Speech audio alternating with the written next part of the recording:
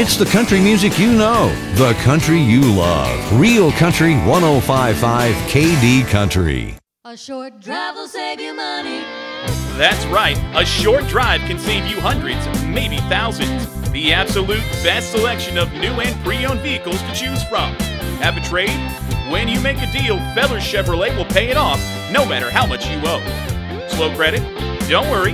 Drive away today in your new or pre-owned vehicle. Remember, if you didn't purchase your vehicle from Fellers Chevrolet, you paid too much for it. Fellers Chevrolet in Altavista. Hey folks, Terry Hurd here, your host of Into the Blue, inviting you to join us this week for a very special edition of our broadcast as we look back at the most played bluegrass tracks of 2013. From Peter Rowan to the Boxcars, Doyle Lawson, Mark Newton, the Gibson Brothers, and others, it's all right here, only on the BBBRegion.com's Into the Blue. I hope you'll join us. Sunday night, starting at 9 on KD Country.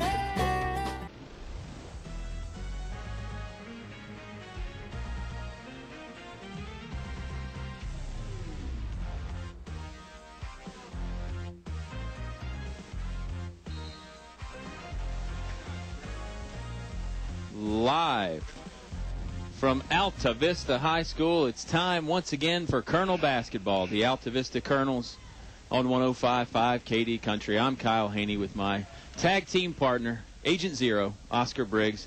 Oscar, fun one here tonight. The Brookville Bees are in town. Of course, the Colonels coming off the big road victory over the Chatham Cavaliers Tuesday. We'll get a chance to recap that and so much more here on the Subway pregame show. Absolutely, and we've talked about it often. It's a Campbell County rivalry again, and you know, some of these school districts butt up against each other, so kids know each other well, compete against each other in several of the sports and during the off season in pickup games and stuff, so should be a fun one. Yeah, a lot of familiarity there between these two opponents, and it's been a rivalry obviously that has been played for a little while here, these teams matching up. As the JV game coming to a close right now, Troy Harris's junior varsity squad going to get a 41-30 victory over the Brookville Bees.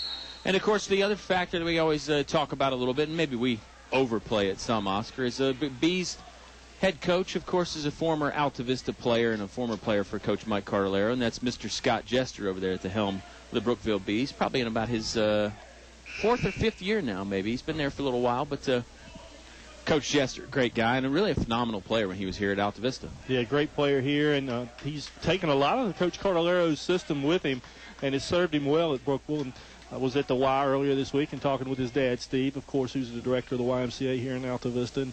And Steve was pretty excited about tonight's game from both aspects. You know, he's had the kids from Altavista come through the youth program at the Y, and then, of course, he obviously would like to see Scott do well against his old team. Yeah, the Jester family has a lot of interest in this ball game. We got a lot of interest, too. The Subway pregame show is always interesting. Make sure you eat fresh at both locations in Altavista Main Street. And then also in the Walmart on the Clarion Road. Coach Mike Cartolero and I got a chance to catch up before the game. We talked about all those issues and so much more. You're going to hear about it all here on the Subway pregame show when we come back. Bees, Colonels, and it's all right here on 105.5 KD Country. Man, it's cold in here. What's wrong with your heater? Well, it used to work pretty good. Back in the 90s, just call Select Air and get it fixed. Oh, it'll probably cost a lot of money. No, it won't, because Donnie will give you a fair price and get it done right the first time. Maybe I'll call Select Air tomorrow. No, you will call Select Air today, because it's freezing in here. Select Air, 841-1580. 841-1580. Online at selectair.webs.com. For more than 103 years, we've offered special banking assistance to many nonprofit organizations. I'm Kathy Morgan with First National Bank, and we have a checking account just for nonprofits and faith-based organizations that has no minimum balance requirement and no monthly maintenance fee. We also specialize in offering financing when your group needs a loan. So come see us at First National Bank, and we'll provide your organization with an extraordinary customer experience. First National Bank, member FDIC, equal housing lender. The following is brought to you by English Construction Company. What do basketball, choir, drama club, and marching band all have in common? They're all high school activities that offer learning opportunities not necessarily found in the classroom. They take up just a fraction of a typical Virginia high school's budget, and they go a long way to giving young people the tools they need to thrive. High school activities, they're more than extracurricular. They're extra important, too. You're listening to award-winning coverage of the Altavista Colonels on 105.5 KD Country.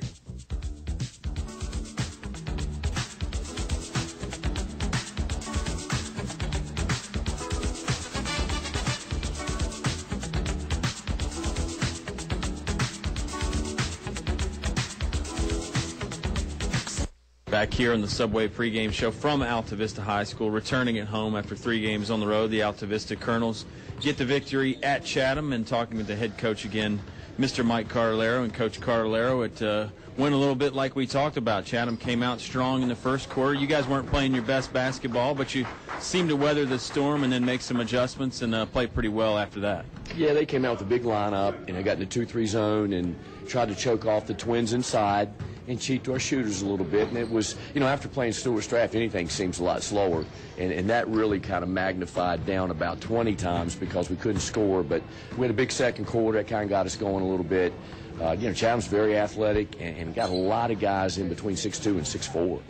Yeah, we talked about the scoring pace, Oscar and I. Just the 3 points in the first quarter, easily one of your lowest outputs in a while. But then after that, I think you guys scored 69 points in the next 3 quarters. So really, you picked up the pace pretty well. What kind of things did you do offensively, and defensively too, for that matter? What'd you change? Well, we didn't change a lot other than, we wanted to get the ball and get up the floor a little bit. I thought our defensive pressure was a little bit better in the second quarter. Third quarter was okay, and then at the beginning of the fourth quarter, we had 2 or 3 possessions. And, this team kind of feeds off of a couple of turnovers, and they really get going on that. But, we got to get more balanced and not depend on that 1 minute, 2 minute run where we can score 6 or 8, 10 points. But the defensive pressure was a difference, and some turnovers, and all of a sudden the lead bloomed. Thought you got a great defensive effort from Michi Malback guarding their best player, Ray Jiggets, one of the best players around, really. And, Michi had his hands full, but that was a fun battle watching those two guys go back and forth all night. Yeah, it was. And Michi really was the key with pressure on the ball. And, he got after him quite a bit, and I think he got him a little bit frustrated. And that's where it all starts out front with the defense. I couldn't ask for a better effort. Same thing tonight as the Brookville Bees come into town. County rivalry and a team that you know pretty well over the years, coached by one of your former players, Scott Jester. What do you expect out of the Bees tonight? Well, they'll be very disciplined on offense, and Scotty does a great job with the motion game. He has some select plays that he runs for Ben Hogg, who's a tremendous player. So this is going to be a very, very disciplined offensive team that will keep the floor spaced very well, and it's going to be a challenge. I think we're going to have to play our best disciplined half-court man defensive game of the year because of how well schooled they are at running their offense. And again, we've got to take advantage of our size inside, and we look at how people are trying to guard us and go from there. But it's going to be a real challenge at the defensive end for us.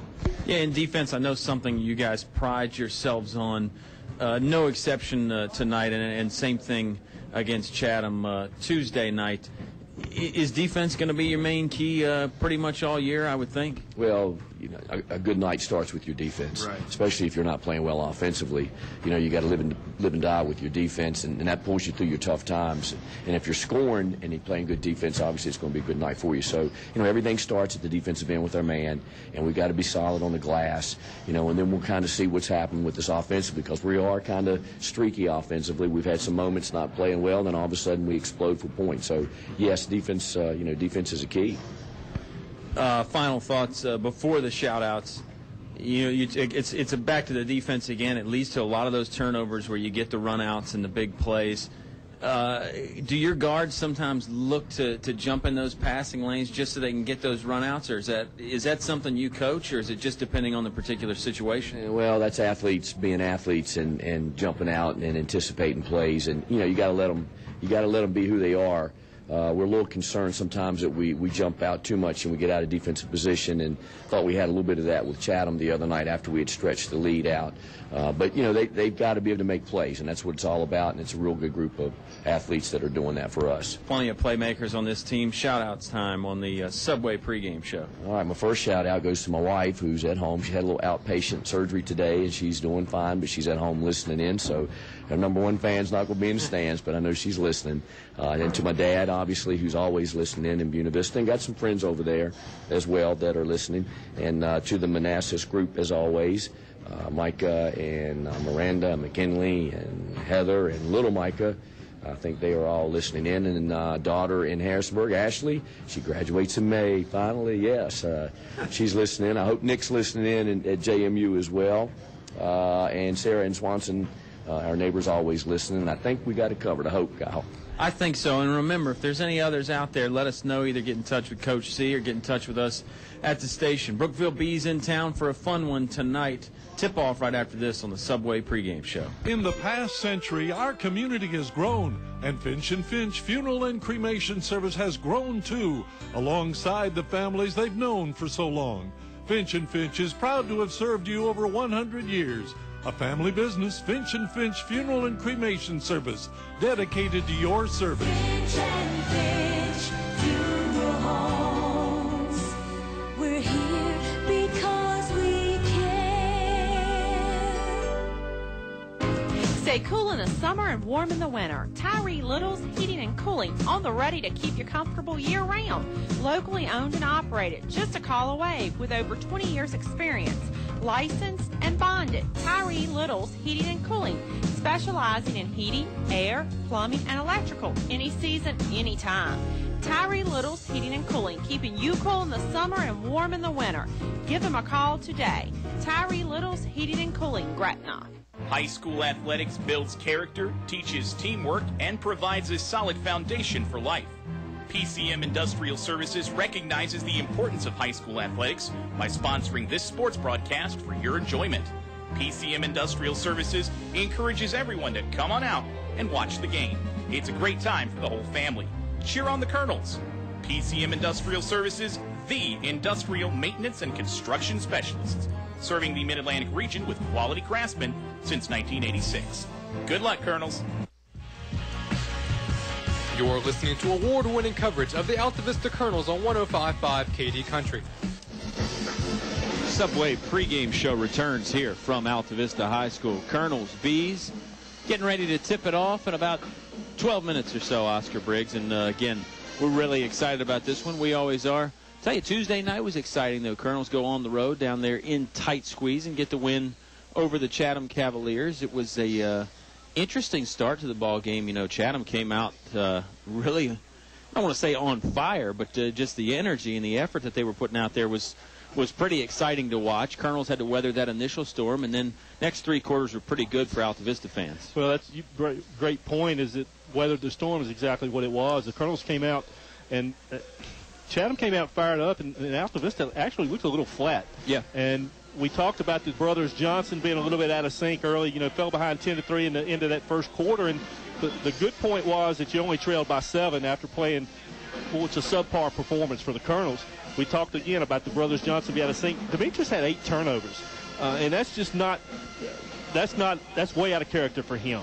Yeah. And really, when you look back at that game, Meechie's the one that really fired him up going into that second quarter.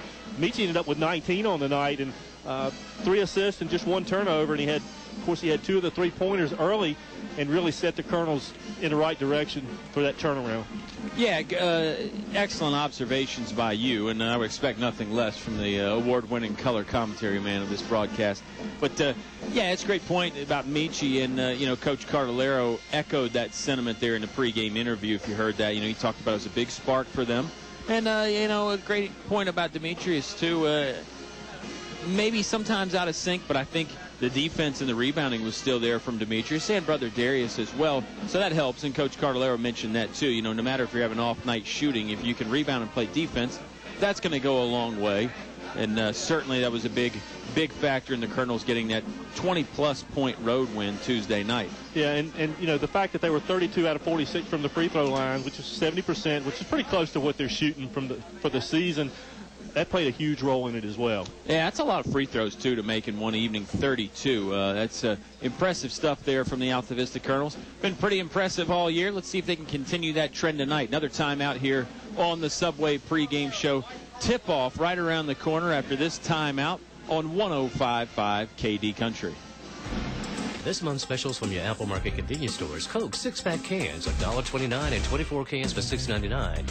Extra large Lay's chips selling for $3.49. Chicken Parmesan sandwiches and subs special price reduction for January. A Piece's delicious fried chicken now $7.99 from 4 to 8 p.m. only at Apple Market locations Riverside, Gateway, and Main Street, Altavista. You know what they say, an apple a day keeps the doctor away.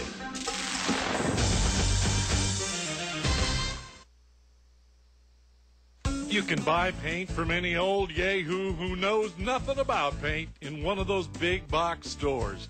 For quality paint from people who really know paint, it's Davis Paints from your complete home center, English's. Davis Paints, which has been known for quality since 1921, is not just sold anywhere. Visit the new paint room at English's, your authorized Davis Paint dealer.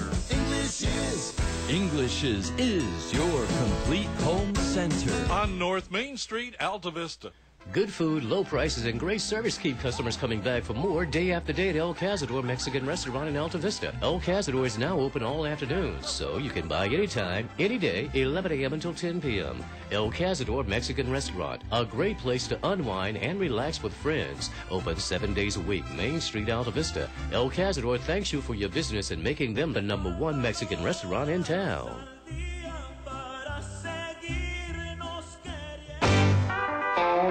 There are two kinds of country, the good stuff and the real good stuff. We play them both.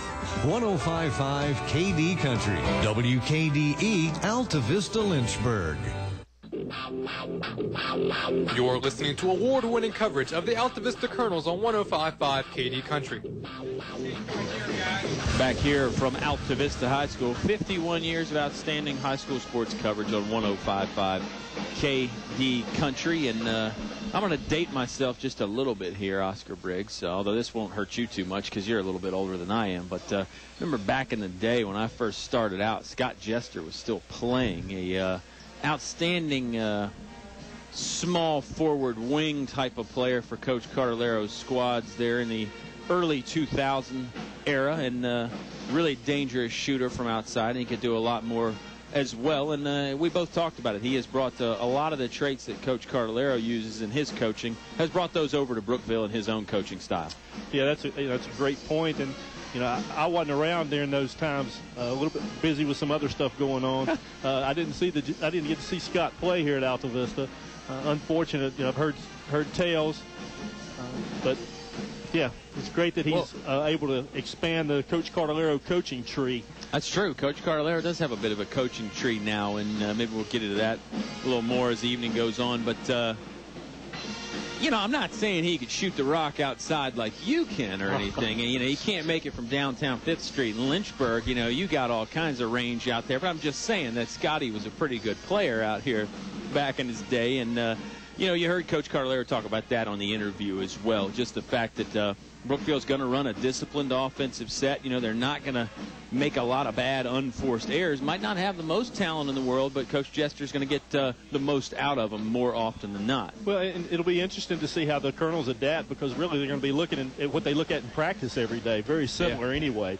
So you got to believe that they're going to be patient, take the opportunity to run when it presents itself, and they may force tempo here against Brookville. Yeah, they might. You know, you feel like Altavista, with the way they match up athletically as well as anybody, they can really get up and down the court, you know, baseline to baseline and across the court as well. Got a lot of speed, so I would think an up-tempo game might favor the Colonels. Brookville coming into the ball game at 4-9, Oscar.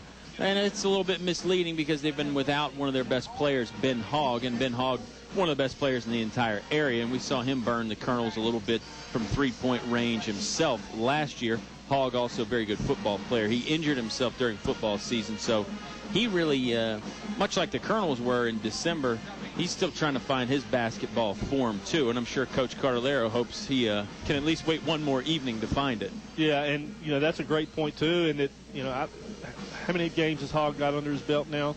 3? 2 or 3, yeah, I 3. think so. And, again, if you've been out that long and you're coming off football season, we've seen it with the Colonels coming right off the football field, healthy, that it's taken them the better part of a month to get their basketball legs under them. It'll be interesting to see against this athletic Colonels team how Hogg is able to adapt and if he's in form tonight. Yeah, absolutely. I mean, it is the legs and the physical fitness, and then it's the shooting touch and the chemistry with the other players. A lot of different things going on when you have a long layoff like that. And the Colonels seem to be rounding into their stride very nicely, as Mr. Damian Swordlet put it in the news in advance today. He's up here in the press box with us as well, so I'm sure he'll have a good write-up on this one. And we hope you stick around all night, or at least as much as you can, to hear it all live on 105.5 or at kdcountry.com, of course. And Oscar, we wouldn't be here without our fantastic sponsors. People like Select Air. 24 hours a day, 7 days a week, never an overtime charge. Call 841-1580. Get in touch with Select Air today. First National Bank, focused on providing an extraordinary customer experience. English Construction Company, wishing our high school athletes an exciting and injury-free game. Feller Chevrolet, where a short drive will save you money. And you remember, if you ever listen to the broadcasts on YouTube after the fact, which is really a great feature, and you got to spread the word about that if folks don't know. It's always awesome to go back and listen to some of those football and basketball games. That's all thanks to Fellers in Altavista. El Cazador Mexican Restaurant, the happiest place in town. English's, your complete home center, headquarters for Davis Paints. Finch and Finch Funeral and Cremation Services, a family serving families since 1905. Apple Markets, 3 great locations in Altavista, Main Street, Gateway, and Riverside. PCM Industrial, providing maintenance, repair, and other plant services to industrial and utility clients since its founding in 1986. Tyree Little Heating and Cooling, give them a call today, keeping you cool in the summer, warm in the winter, comfortable in between. And don't forget, if you ever listen online at kdcountry.com, that's all thanks to Walmart on the Clarion Road in Altavista. Save money, live better, Walmart. And you can't forget it is the Subway pregame show. Boy, it is. And not only do these sponsors, let them know that you appreciate what they do in supporting these broadcasts. And, they're in the building. We got Select Air in the building. We got Subway in the building. That's great. And don't forget, Subway, I was talking to Robert Duff earlier, Subway's feeding the basketball team before they hit the road against Goochland on Saturday. So, kudos to him for, again, supporting not only the broadcast, but for supporting the Colonels as well. Yeah, great point. All our sponsors, are community-oriented and really are involved in not just Altavista athletics specifically, but a lot of that stuff as well. Everybody on our sponsor list is there for a reason. They're there because they care about this town and this school. And on top of that, they care about all the opponents that Altavista is playing, too, because we know we got a lot of people that listen that aren't necessarily Altavista fans. Maybe they're fans of one of the team Altavista is playing, or maybe they're just flipping through the dial and they want to hear some good basketball. If that is the case, you found your home here tonight at kdcountry.com or 105.5 on your FM dial. Less than 2 minutes till tip-off now, and I think we're getting ready to start the player introductions. And first time back at home in 3 games for the Altavista Colonels, Oscar, so we haven't seen the light show in a while. And again, if you still haven't seen the light show in person, that's worth the price of admission just to come check that out. It's pretty exciting stuff. It's great stuff, and a huge investment by the Colonel Club here to be able to highlight these kids and get them amped up a little bit. And I know they enjoy the show, and certainly the students and the fans enjoy it as well. Yeah, I was just going to say that. The fan participation factor, the fans really get into it.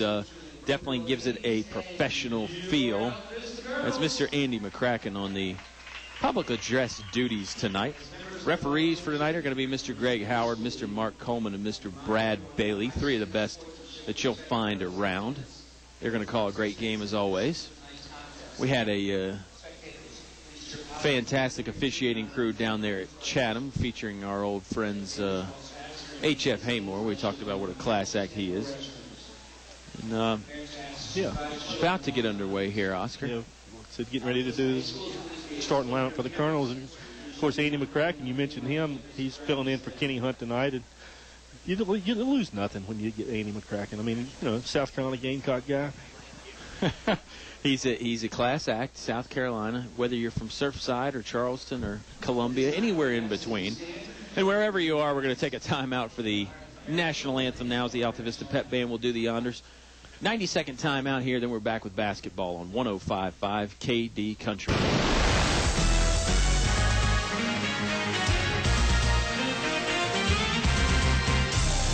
Tonight's game is brought to you by the KD Country Sports Club. Tyree Little Heating and Cooling in Gretna, keeping you cool in the summer and warm in the winter and comfortable in between. Sharky's Pest Control. Let Tony take a bite out of your pest control needs. Doing business the old-fashioned way. Main Street Trading Company Consignment, now open Wednesday through Friday, 11 a.m. till 6 p.m. and Saturday, 9 a.m. till 4. El Cerrito Mexican Restaurant, Altavista. Throw on a sombrero, shake your maracas. It's El Cerrito time. Authentic Mexican cuisine only at El Cerrito. Steve Farmer Auto Sales, where there's always a good selection of cars, trucks, SUVs, priced right, financing available. That's Steve Farmer Auto Sales, Main Street, Altavista. Man, it's cold in here. What's wrong with your heater? Well, it used to work pretty good. Back in the 90s, just call Select Air and get it fixed. Oh, it'll probably cost a lot of money. No, it won't, because Donnie will give you a fair price and get it done right the first time. Maybe I'll call Select Air tomorrow. No, you will call Select Air today, because it's freezing in here. Select Air, 841-1580. 841-1580. Online at selectair.webs.com. You're listening to award-winning coverage of the Altavista Colonels on 105.5 KD Country. Starting lineups being announced here from Altavista High School. This is your exclusive home for Colonel Sports, 105.5 KD Country, and also online at kdcountry.com. Starters coming out now for the Bees, Oscar. We alluded to the fact earlier, Ben Hogg back in for the Brookville Bees. He'll start at guard along with Tyler Clay. Number 10, Daryl Christian. Number 11, Will Lowther. And number 44, Josh Mason. Of course, we've alluded to the fact several times that Brookville coached by Scott Jester. Yeah, and Ben Hogg, obviously a guy that we mentioned. Will Lowther, another one of those returners from last year. That's a very good player that I'm sure you'll hear his name announced from time to time here tonight. Lights go out, and that must mean the Altavista starters being announced now. Usual suspects. Point guard be number 1, Michi Malbeck. Shooting guard number 2, junior Juan Thornhill. Other guard in the backcourt, senior Richard Hubbard, wearing number 12. And then the brothers Johnson, Demetrius number 5 and Darius number 10. Altavista coached by head coach Mike Carlera, assisted by Chad Ward, Coach Pribble, Troy Harris, DeMichael Lee, and a host of others. A cast of thousands, yes. No, the coaching staff for Altavista. I think Coach Carlera would put his assistant coaches up there with anybody in the area as far as their knowledge and their passion for the game. We talked about what a great shooter Troy Harris was, or what a great shooter Scott Jester was. I just revealed where I was going with that. Troy Harris in that same era, a little bit after Coach Jester, but also a very, very good player himself, and great left-handed shooter. Another great left-handed shooter for the Colonels, Mr. Richard Hubbard, the only senior out there for the Altavista Colonels, and he played another outstanding game the other night against Chatham, as did so many other Colonels down there on the road against the Cavaliers. And number 12, a 5'11" guard, senior. Continues, and their Hubbard final one announced. And, again, the light show continues, and boy, it just gets you excited, doesn't it? It does get you excited. Bit of an extended version of the Subway pregame show here. And, of course, Subway, so many great choices, Oscar. Today I decided to go with the bit of the breakfast move. I get the egg white sandwich there. And Oscar's laughing at me, always does. I've been getting a salad lately. I felt like the egg white sandwich was fell in line with my dietary concerns. What'd you get? I went low cal. No comment? Oh, okay. I went low cal. What, a macadamia nut cookie or something? I didn't go buy it all today. Oh, okay. Just a little bit rushed, had some stuff going on, and long day at work, so yeah, a little bit late getting around. Well, we'll work on getting you out of here a little bit earlier so you can swing by Subway after after the ball game. And again, 2 great locations in Altavista. Customer service, top of the line as always. You feel like family when you're going in there, and They never give me a hard time about getting a salad like Oscar does. Well, the thing about, you've got such diverse taste, and, you don't get stuck in a rut. And that's the great thing about Subway. You've got so many options, and you're versatile. Yeah, the soup today was the chili and red beans, I think, which a cold, blustery night like tonight, who wouldn't like a little beef and red bean soup out there to keep you warm? I think the basketball action tonight will keep everybody warm. Pet band's in town. Pretty good crowd here tonight. I'd say the gym's about 75% full. Colonels in the home whites. Orange and black trim. Tip goes to Brookville, controlled by number 3. Ben Hogg gets it over to number 10, Daryl Christian. Quick shake and bake move. He's guarded by Juan Thornhill. Christian going to pass it off to Lowther on the left wing.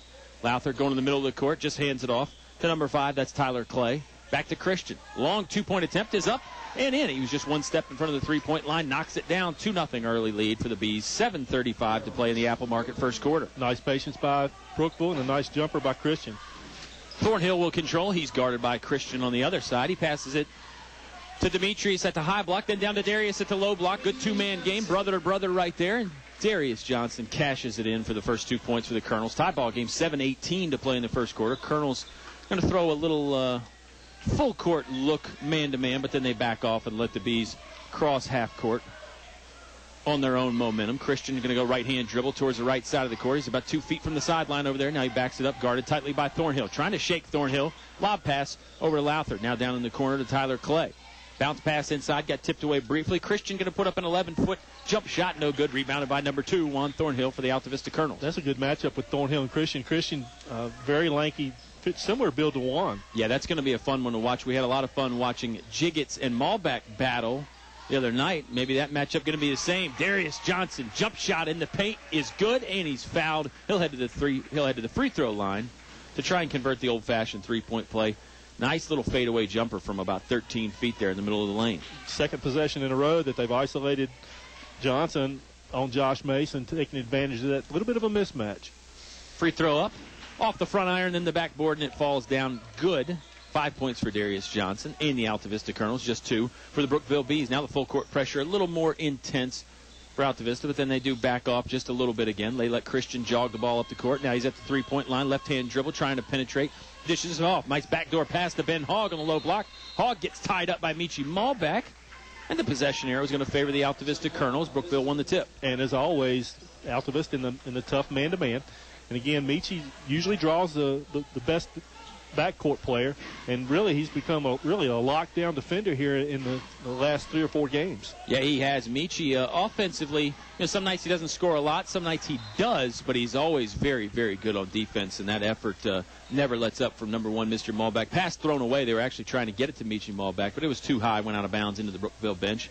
Bees will take over with 6:12 remaining in the Apple Market first quarter. They trail by 3, 5-2. It's an Altavista Colonel lead. Christian being guarded by Thornhill again. Juan right there on his hip.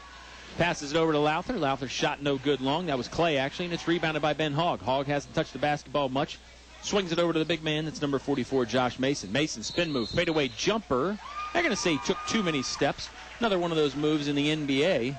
Probably encouraged there, but big no-no here in high school. One too many steps for Mason, and it's a turnover. Tried to return the favor to Darius Johnson, and Johnson was playing tough defense. Other brother Johnson, Demetrius, came over to help out on the play. Zone defense now from Brookville. They've changed. Michi Malbeck threw it away. Mason got it. He pitches it ahead to Hogg. Hogg, spin move from about 7 feet. Stopped at the low block. Puts up a jumper. Not a real solid effort. It's no good. It bounces out of bounds. They're going to say it's off Altavista. And that's Hogg's first shot attempt, but it looked a little rusty, Kyle. Yeah, I mentioned it wasn't the most solid effort I've ever seen, but then he was really converged on by the Colonels. Kind of got stuck in a bad position there. Bees will get the basketball back. Sideline inbounds play. It's Clay doing the honors. Just tried to almost hand it off to Hogg. Now he has to pitch it up high to get it over Michi Malbeck. Hogg has it. 2 steps in front of the half-court line. Screen from the big man Mason. Now Hogg driving the left side of the lane. Kick out to Clay. Clay, three-pointer on the way. No good. Rebounded by Juan Thornhill. Here come the Colonels. They're going pretty quickly. Thornhill racing it down middle of the court. Jump stop move inside. Gets it to go on the layup. Slashing move there from Juan Thornhill. 2 more points. Colonels lead 7-2. Boy, aptly put, slashing. He cut through 3 or 4 defenders on that, weaving his way to the basket. Nice little finger roll at the end. Navy Jones going to check in at the next dead ball, along with Napier from Brookville. Malbeck trying to pick Hogg's pocket. Falls on the ground. Hogg shakes him. Hogg thought about passing, then goes high off the window. Shot no good. Rebounded by Juan Thornhill. Juan's putting some numbers up on the stat sheet already. He's going to race it down the court. Stops right wing, 5 feet behind the three-point line. Got his back to the basket. Pitches it over to Malbeck. Now into Hubbard in the corner. Hubbard, 3-ball on the way. Front iron no good, and almost went in on the second bounce. Demetrius with the rebound, sticks it up. That won't go in. Darius has got his rebound, and that does go in. Extra efforts there by the Johnson brothers, and Darius gets 2 more points. Colonels stretching the lead out, 9-2. Under 5 minutes to play. Under 4.5 minutes to play here in the first now. Foul by Thornhill on Christian right there at the free throw line. This will let the substitutes check in the ball game. 4:24 to play. Colonels up 7, 9-2. Colonels continue to take advantage of the height of their height and athleticism down low, pounding everything inside. Hubbard had a nice-looking stroke on the 3, just didn't go, but Colonels pounded the board. He got 2 additional shots and were able to convert. Yeah, good look from Hubbard. He's going to make, 40% of those from over there. Get a whistle, foul away from the basketball, and it's on Ben Hogg. He was battling with Navy Jones, who checked in the game to give Michi Malbeck a break. First one on Hogg, second one on the Bees as a team. And they actually gave that to Michael Rhodes, who's just into the game. Apologies to Mr. Ben Hogg there. Foul is on Rhodes, his first. Thornhill has the basketball. 2-3 zone defense, it looks like. Actually, it looks more like a 1-2-2 even for Brookville. Hubbard going to spot up for another 3. This one's long off the window, no good. Rebounded by Hogg and the Brookville Bees. Hogg going to bring it middle of the court. Got a full head of steam. Jones tried to draw the contact. Shot was no good. Navy Jones will get the rebound. Nice job by Navy to come out of there. Yeah, really nice job by Navy. And we saw him in Chatham pick up a couple of key rebounds, too.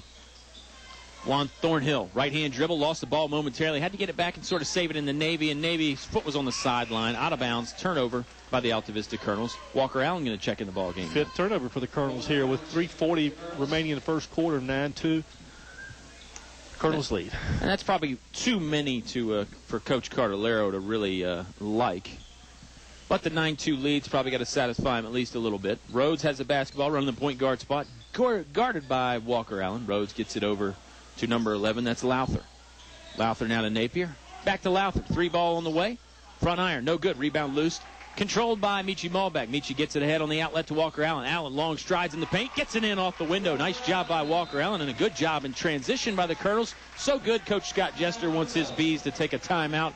We will do that as well. It's an 11-2 early Colonel lead. 3:17 to play in the first here on 105.5 KD Country. Have you looked at your business banking fees lately?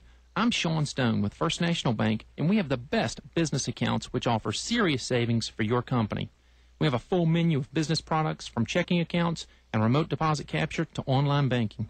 And we have a local merchant card representative who will customize services just for your business. So let First National Bank prepare an analysis of your current activity and show how we will reduce your banking fees. First National Bank, member FDIC, equal housing lender.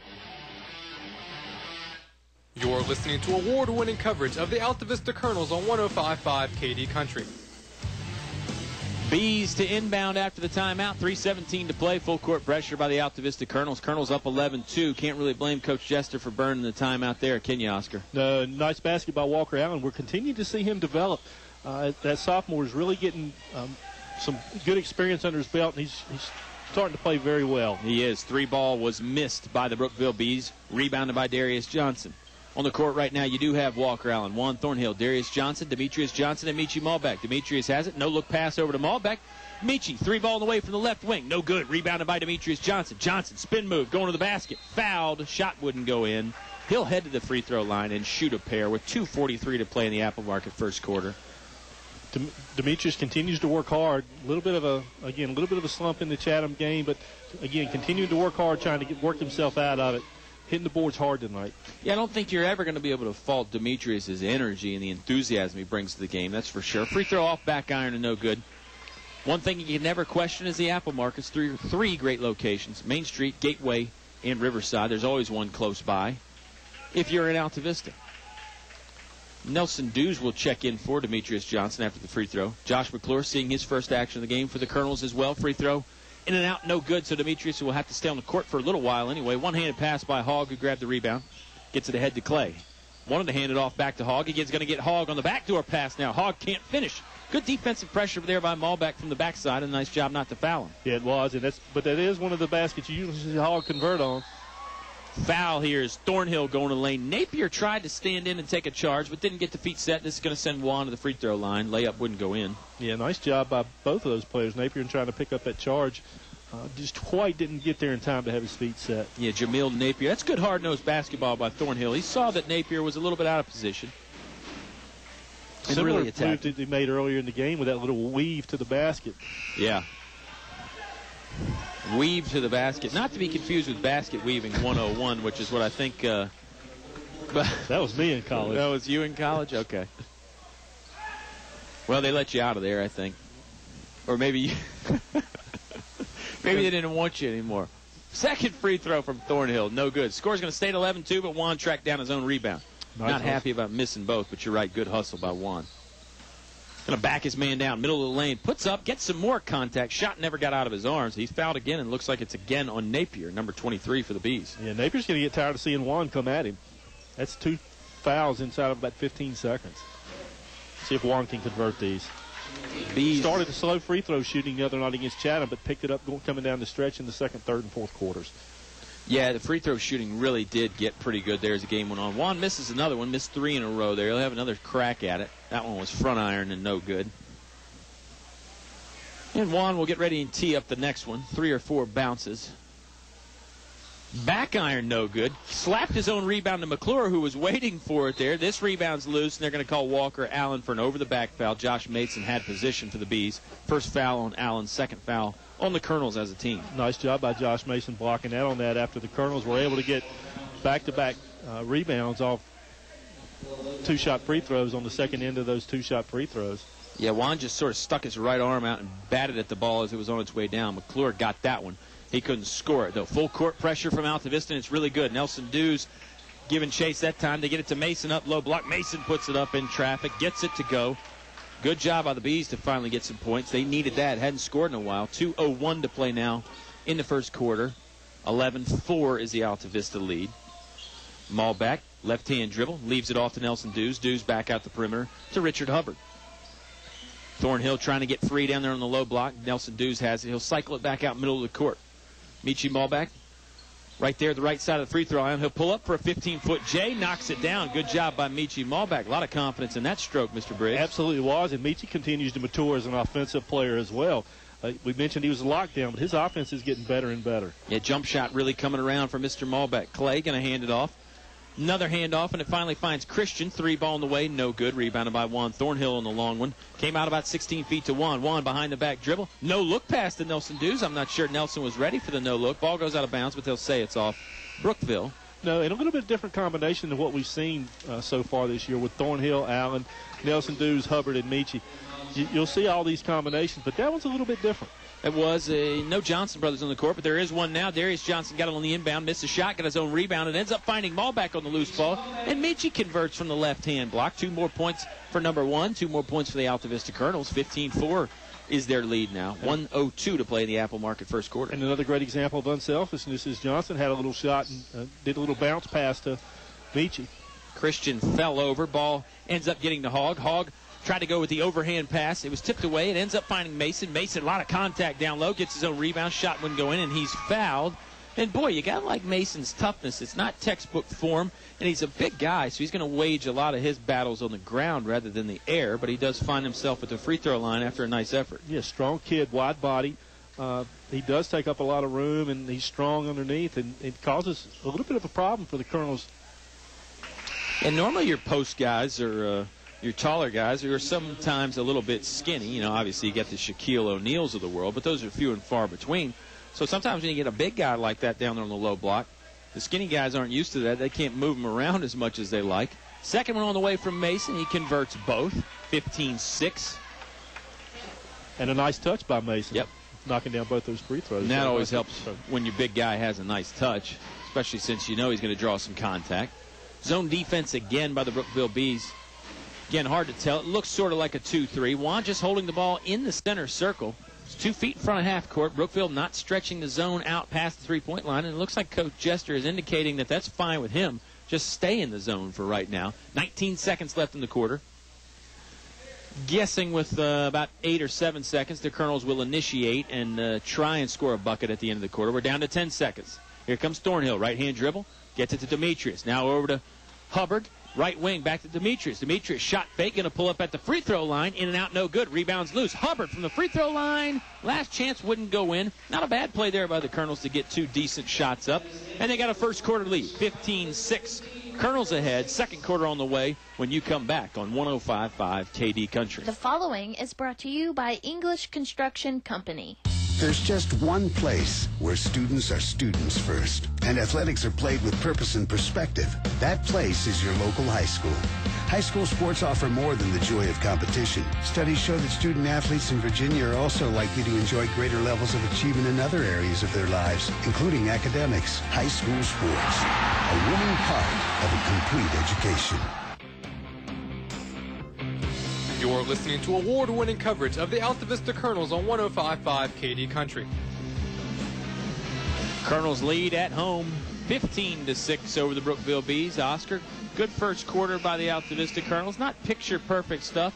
The defense was pretty solid, held a very good Brookville offense to 6 points in a quarter. The defense was solid, and they really pounded the offensive boards, getting 2 and 3 looks each time down the floor. And Michi Malbeck had, let me see what the scoring was real quick, Kyle. Michi had 4. Big one was Darius Johnson, who had 7 for the Colonels in that quarter. Yeah, solid stuff there from the Altavista Colonels. Bees get the basketball to start the Apple Market second quarter. They get it into Christian in the backcourt. He's guarded again by Thornhill. Starters back out there for the Altavista Colonels. That's the brothers Johnson, Darius and Demetrius, Thornhill, Hubbard, and Malbeck. Ball kicked away as Demetrius Johnson going to force a backcourt violation. Will Lowther lost the handle. He picked it up, and Demetrius was all over him. He just took one step too many into the backcourt. And he was telling Coach Jester that he was forced back, but they don't call that anymore. Demetrius gets it in off the inbounds play quickly. Right-hand runner goes up and is no good, but he was fouled. Demetrius going to head to the free throw line. Colonels were there in a bunch in the first quarter as well. Probably could have shot a little bit better than they did. Actually, I know they could have shot better than they did, but it probably didn't meet Coach Cardolero's expectations. Let's put it that way. There it is. Nice stroke by Demetrius on that shot. He had missed 2 earlier. A good-looking shot by Demetrius there on the free throw. 16-6 now, 10-point Colonel lead, 7:43 in the Apple Market. Second quarter. And you can check out the weekly specials all game long. And remember, an apple a day does keep all the doctors and all those other people away. No offense to any doctors we might have listening. Absolutely. You can't offend them.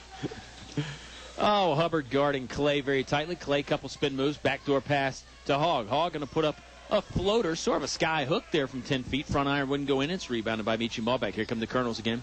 Darius got it off balance, almost took an extra step, puts up the shot, gets it in. Darius is hard to stop when he gets that basketball inside 7 feet, isn't he, Mr. Briggs? Well, he is, and I don't think Darius has missed but 1 shot from the floor tonight. He continues to drive. 9 points for Darius so far. Colonels lead 19-6. High field goal percentage for sure. Pull up 2 from Christian, knocks it down. Another long 2. He started the game for the Bees scoring, gave him an early 2-0 lead on a long jump shot.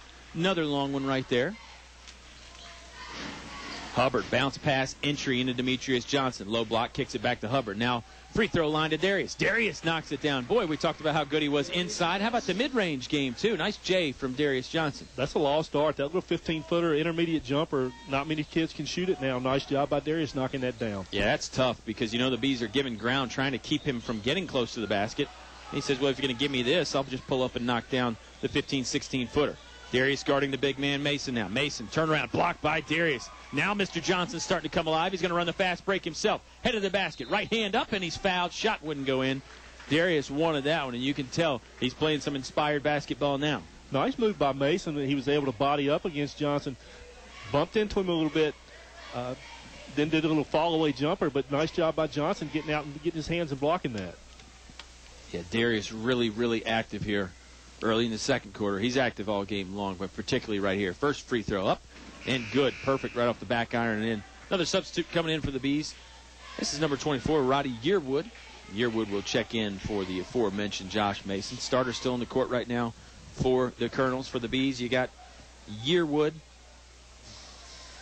DeJuan Carter, number 33, Ben Hogg, Tyler Clay, and then also Daryl Christian still out there. For the visitors tonight from just up the road in Campbell County, Demetrius guarding Carter. Carter had to give it up. Got it to Clay. Clay tries to go to the low block, and he's cut off. Christian, another long 2 on the way. This one's an air ball, no good, but it's rebounded by Carter. Ball's knocked away by the Colonels. Good defense there, but the Bees will retain possession. 6:02 to play in the half. Colonels lead 23-8. Colonels have picked up their defensive intensity on that possession, and again, Michi Malbec doing a great job on Hogg. Yeah, Hogg, not the same player that we're used to. Not to say he won't come alive later on, but Michi doing a nice job on him now. Navy Jones has guarded him some as well. Clay thought about a 3. Now he's driving. Runner from the block, put up, and it's good. Left-handed block right there that time. Points for the Bees. They've upped their total to 10. 23-10 is the Altavista lead now. Thornhill, 17-footer on the way. No good. Rebounded by Hogg. And really about the only third possession that the Colonels haven't gotten a second look. Yeah, that's pretty impressive, too. Hogg shake and bake move. Stops at about 12 feet right in front of the free throw line. No good. Rebound comes down to Richard Hubbard after one bounce. Hubbard going to kick it ahead to Malbec. Malbec scanning the court on the fast break. Slows it down for a moment. Going to the basket. Got the shot up, but it was severely altered. It never got to the rim. No foul called. Michi probably drove a little bit too deep that time. Basketball going back to the Bees. Little back and forth action now. Neither team really with much momentum.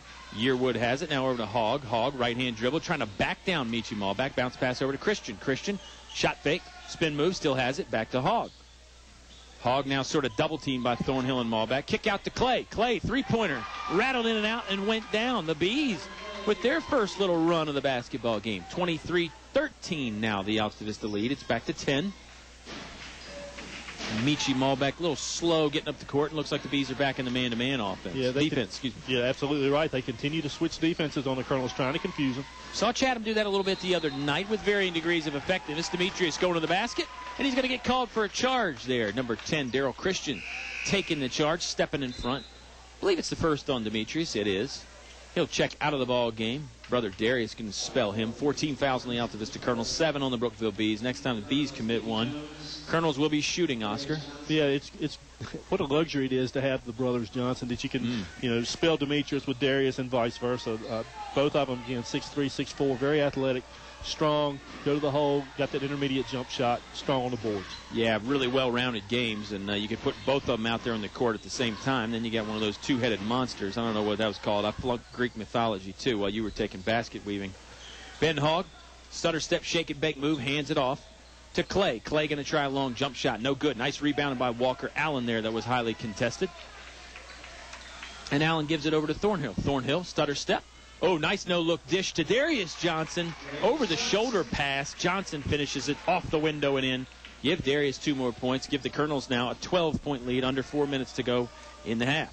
Give Darius 15 on the night so far. Having another big night for the Colonels. Yeah, he had that 30-plus point game at Stewart's draft.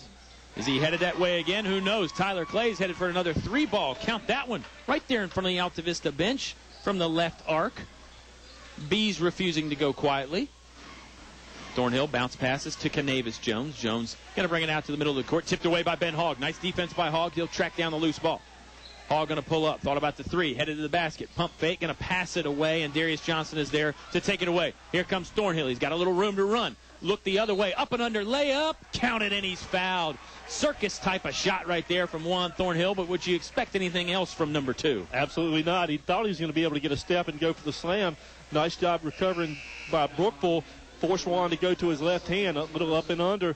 Nice body control and being able to knock down that shot. He's got the left hand, he's got the right hand, he's got the jumper, we know he's got the dunking ability. Mr. Thornhill doing it all. See if he can cash in from the free throw line. He missed a bunch there in the first quarter. This one's up, rattles around, and no good. Rebounded by Christian. I know that's a place Juan would like to improve from. You can see him shaking his head there as we speak. 3:15 to play in the half. Colonels up 27-16. Bees basketball, low post. In to number 21. That's Travis Sudler. He is fouled. Shot wouldn't go in. He'll go to the free throw line. Coach Jester using a lot of guys for the Bees, not afraid to sub and get some different looks in there. And Colonel's doing the same. Coach Carlero being able to get a lot of his kids in. We've seen just about everybody with the exception of Pribble and Dylan Allen tonight. Yeah, McClure, speaking of the bench, Josh McClure will check into the basketball game now, replacing Walker Allen. He joins Darius Johnson, Canavis Jones, Juan Thornhill, Michi Malbec. So another different combination. We haven't seen Navy Jones and Michi Malbec on the court a whole lot, but they're both out there now. So this is a speedy lineup for the Altavista Colonels. Sudler knocks down the second free throw. Juan Thornhill just going to walk it up the court. Now does break the timeline. Right-hand dribble, passes it off to Navy Jones. Jones will go left-hand in the middle of the court. Back over to the right. He's guarded by Hoehne. Chest pass to Juan Thornhill, who is 2 feet in front of the sideline there, and a nice cheering section for the Colonels. Juan thought about the pull-up J from the free throw line. Keeps the dribble going. Backing it back out. 30 feet away from the basket now. More like 40. And he'll just dish it over to Michi Malbec to relieve some of that pressure. Good defense right now from the Brookville Bees. Absolutely. Brookville not going quietly into the night like looked like they were going to. Fighting back here. They're down by 10. They forced a turnover. No, they're going to say it's off the Bees. Colonels were trying to get it down low to Darius. That's right. Surfside Beach is listening tonight. Elizabeth Parrish.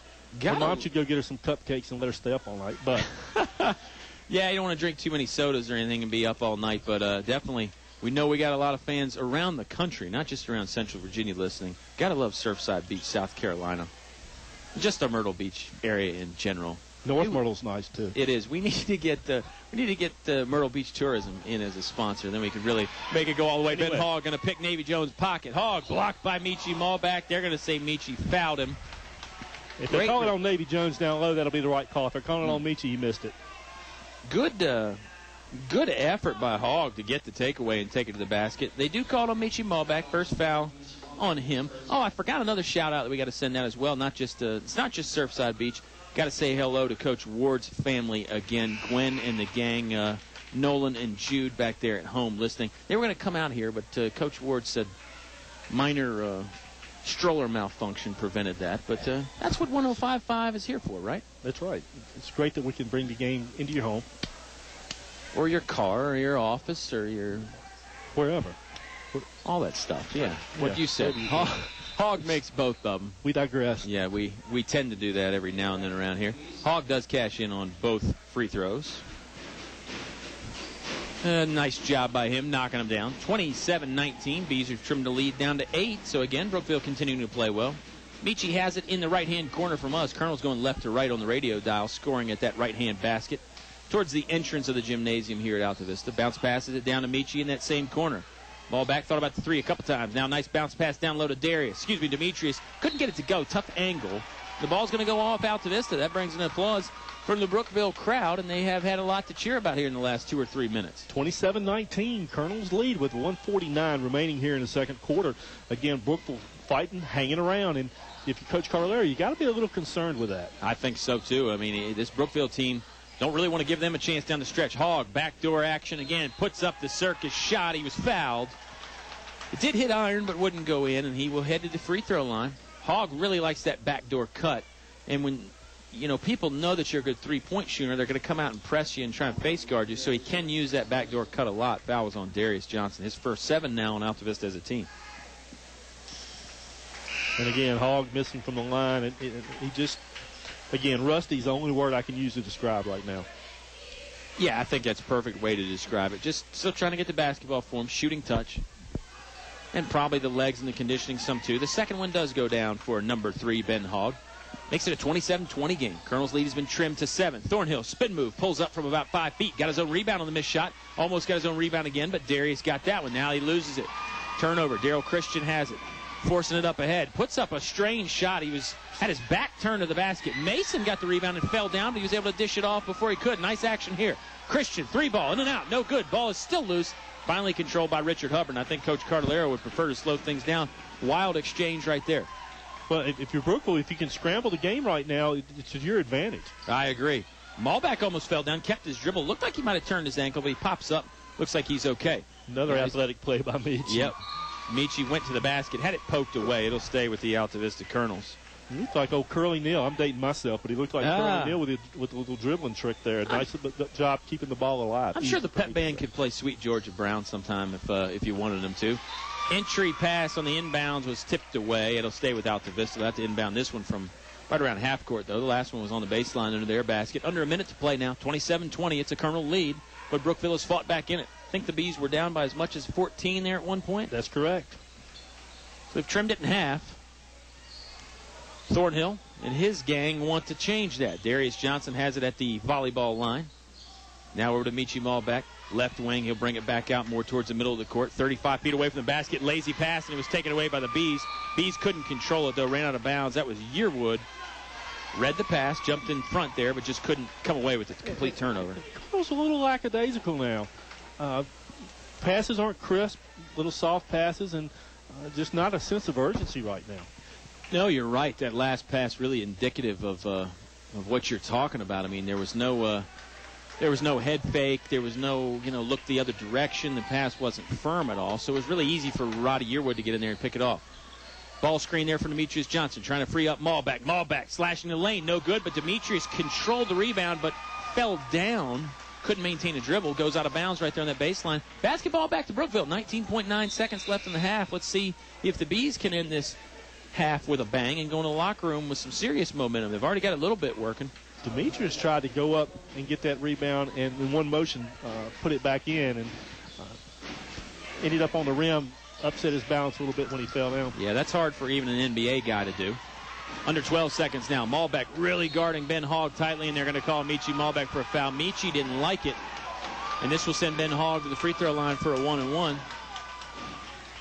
Yeah, Michi was moving his feet really well then, and I had the opportunity to talk to Michi's dad, Vincent Myers, before the game, and he was talking about being in basketball shape a couple of weeks after football season. He said, "Son, you're not there," and he said, "Yeah, we are, Dad." And a couple nights ago, Michi came back to him and said, "No, you're right, Dad. We weren't. We didn't have our basketball legs." Father knows best. Fronting in the 1-and-1 is good by Ben Hogg. And boy, when your father was a great athlete like Vince Myers, he probably knows a little bit about the basketball shape and all that stuff. 10.5 seconds left. Hogg will put up the back end of the 1-and-1. It's good as well. Substitution now from Brookville. Hogg going to get a little break here to end the half. Will Lowther checking in the game. Colonels will have plenty of time to get the basketball 90 feet down to their scoring basket. Hubbard gets it on the long inbounds. Right-hand dribble. Pulls up, stops, gets it to Demetrius Johnson. Swings over brother Darius. Darius, three ball on the way. Front iron, no good. Rebounded by the Bees. They didn't show much urgency in heading to the basket as the buzzer sounded, so we'll head to the Subway halftime show. 27-22. Colonels have a lead, but the Bees have the momentum. We'll talk about it all in the Subway halftime show when you come back on 105.5 KD Country. In the past century, our community has grown, and Finch & Finch Funeral and Cremation Service has grown too, alongside the families they've known for so long. Finch & Finch is proud to have served you over 100 years. A family business, Finch & Finch Funeral and Cremation Service, dedicated to your service. Finch & Finch Funeral Homes. We're here because we care. Stay cool in the summer and warm in the winter. Tyree Little's Heating and Cooling, on the ready to keep you comfortable year-round. Locally owned and operated, just a call away, with over 20 years experience. Licensed and bonded. Tyree Little's Heating and Cooling, specializing in heating, air, plumbing, and electrical. Any season, anytime. Tyree Little's Heating and Cooling, keeping you cool in the summer and warm in the winter. Give them a call today. Tyree Little's Heating and Cooling, Gretna. High school athletics builds character, teaches teamwork, and provides a solid foundation for life. PCM Industrial Services recognizes the importance of high school athletics by sponsoring this sports broadcast for your enjoyment. PCM Industrial Services encourages everyone to come on out and watch the game. It's a great time for the whole family. Cheer on the Colonels. PCM Industrial Services, the industrial maintenance and construction specialists, serving the Mid-Atlantic region with quality craftsmen since 1986. Good luck, Colonels. You're listening to award-winning coverage of the Altavista Colonels on 105.5 KD Country. Subway halftime show. Subway, eat fresh breakfast, lunch, dinner, everything in between. All kinds of options that Oscar and I have already discussed. You know, Oscar, I'll tell you something before we get to that first half. I'm seeing more and more people go with the pizza when you and I are in there, and we're just seeing other people in line. A lot of folks learning about the pizza. I don't know if we're to blame for that or not, but you and I have always beat the drum for the pizza there at Subway. It's very good. Yeah, among just about everything you can get there. Right. Never had a bad experience there. And we talk about the food, the service that Robert Duff and his employees provide. I mean, it's like being at home. Yeah, it's better than being at home. I don't get that treated that well at home. I don't know what home you're going to. I get the old, what do you want for dinner, and you're lucky if you can get a bowl of cereal out there. I'm just kidding about that. 27-22, no joking matter here for the Altavista Colonels and the Brookville Bees. Both teams playing hard, and boy, Brookville really taking the momentum into the locker room there despite being down 5. Absolutely great comment, Kyle. You know, Colonels jumped out to a 15-6 lead at the end of the first quarter and looked to be, you know, to be in the first quarter, to be firmly in control of the ball game. They had set the tempo, dominated the boards, really shut Brookville down. Second quarter, Brookville outscores the Colonels 16-12. And really, you alluded to it and correctly worded it. They did take the momentum away from the Colonels, and the Colonels are back on their heels, a little tentative, not taking care of the ball. I got to believe that Coach Carlero is reading them the riot act at halftime. Yeah, it's a Colonel team that I don't think ever has any problem with motivation. I mean, as well as these guys compete, they want to get out there and win every time they step on the basketball court. But I think you and I and probably the fans that are watching have noticed it a little bit sluggish. Some of the passes not normally as crisp. It's not to say that the Colonels, don't care. It's just maybe just a little lackadaisical in some areas. And I'm sure Coach Carlero, as you said, addressing some of those right now. Mr. Ruiz and the Altavista Pep Band addressing the crowd here, and they always sound good. That's Mr. Ruiz there with the sousaphone, Oscar. That's not the same thing as a tuba. So there's your music lesson for the day, and I know you cared about that. Next week we'll talk about the difference between a fiddle and a violin. No, we'll save that for the Bluegrass Show on Sundays. The big Bluegrass Bonanza. Make sure you tune into that if you're a Bluegrass fan on 105.5. If you're a basketball fan, you're in the right place. We'll take another time out. It is the Subway Halftime Show. Colonels lead by 5, 27-22. Come on back after this on 105.5 KD Country. This month's specials from your Apple Market convenience stores: Coke 6-pack cans, $1.29 and 24 cans for $6.99. Extra large Lay's chips selling for $3.49. Chicken Parmesan sandwiches and subs special price reduction for January. A Piece's delicious fried chicken now $7.99 from 4 to 8 p.m. only at Apple Market locations Riverside, Gateway, and Main Street, Altavista. You know what they say: an apple a day keeps the doctor away.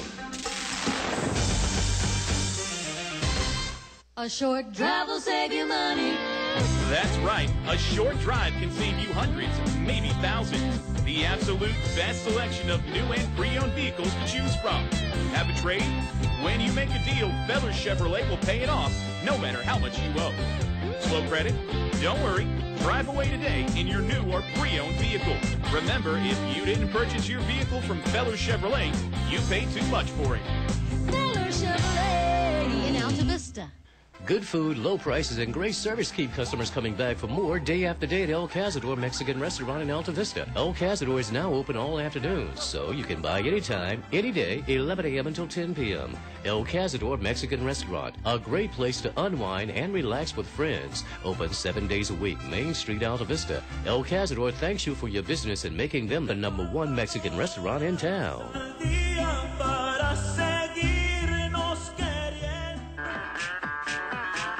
You're listening to award-winning coverage of the Altavista Colonels on 105.5 KD Country. 27-22, the Colonel lead at halftime. They've led for pretty much all the game. Brookville did take the early 2-0 lead, but the Bees have cut into that lead. It's now just a 5-point deficit that Brookville faces. I'm Kyle Hoehne with my tag team partner, as always, the Big O, Oscar Briggs. Call you Agent Zero in the first half, the Big O in the second half, or possibly even the voice of the Colonels if you play your cards right. That's right. That's important that you do that. And watching Scott Jester come out, if he gets any more excited, he might fall asleep. I mean, he is about as laid back. I mean, he's very competitive. We know Scott. We know the Jester family, but Scott pretty relaxed right now, and rightfully so, trailing the Colonels by only 5, and really, the Colonels, you got to figure, are heavily favored coming in at 6-2 versus a 4-9 Brookville team. Yeah, Coach Jester, good point. He does have that quiet fire, that burning intensity, if you will. Maybe that's you. No, but Coach Jester has that as well. He's not real animated as far as the body language on the sideline. He's not going to jump up and down and slap chairs and everything, but he definitely wants to win as bad as anybody, and he wants to see his guys do well. He's got to feel pretty good, like you said, about the fact that the Bees have trimmed down the lead and gotten back into it, although I know he is fully aware that there's a lot of work left to do. Subway halftime show. Still got some time here. And while we do have some time, Oscar, you want to do scoring now? Yeah, just okay. Let's do scoring real quick. First for Brookville, Ben Hogg with 5, led by Tyler Clay with 8, who knocked down those 2 consecutive threes. Darrell Christian with 4. Travis Sudler with 1, and that's the 22 that we've got for Brookville. For Altavista, Michi Malbec with 4, Juan Thornhill with 4, Demetrius Johnson with 2. The big score for Altavista, Darius Johnson with 15, Walker Allen with the 2-pointer. Colonels with 27 points. Lowest, the 3-point first quarter against Chatham was not very good. They exploded after that. You got to believe that they're going to, the Colonels are going to, you're going to see something similar. Look for big things in the second half. I think so. I think Coach Cardellaro is going to have his team fully motivated, energized, ready to go. And then, as I mentioned, all these guys in this ball club are competitors themselves, so they don't really need any extra motivation. They just want to win every time they put the uniform on. So they're going to really get after it, I'm sure.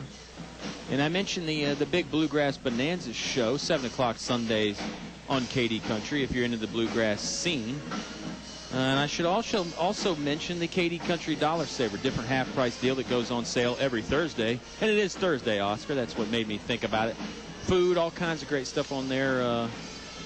Optometry and glasses this week. So you and I, as we both sport the spectacles, something near and dear to our hearts, and something that's not cheap. So if you can get a deal on it, you may as well go after it. And KD Country Dollar Saver is the place to do that. You can get there from kdcountry.com or just kdcountrydollarsaver.com. Yeah, the Dollar Saver. I mean, you watch the financial shows, and hey, it's real money. That's right. It's not, it's not a ridiculous coupon where you get 10% off something that's jacked up 10%. Most of these things are really, half price. So it's, it's real money. Yep. And it's a real basketball game here tonight. If you're just riding around wondering if you should stop by, well, we definitely encourage you to do that. 27-22, 5-point Altavista lead. The Bees have really controlled the last 4 or 5 minutes of the half there, though. We'll see what happens to start the second half, as it is the Apple Market third quarter. And, of course, Apple Market, proud sponsor of the Altavista Colonels and high school sports fans everywhere. Colonels will be moving right to left on your radio dial for us.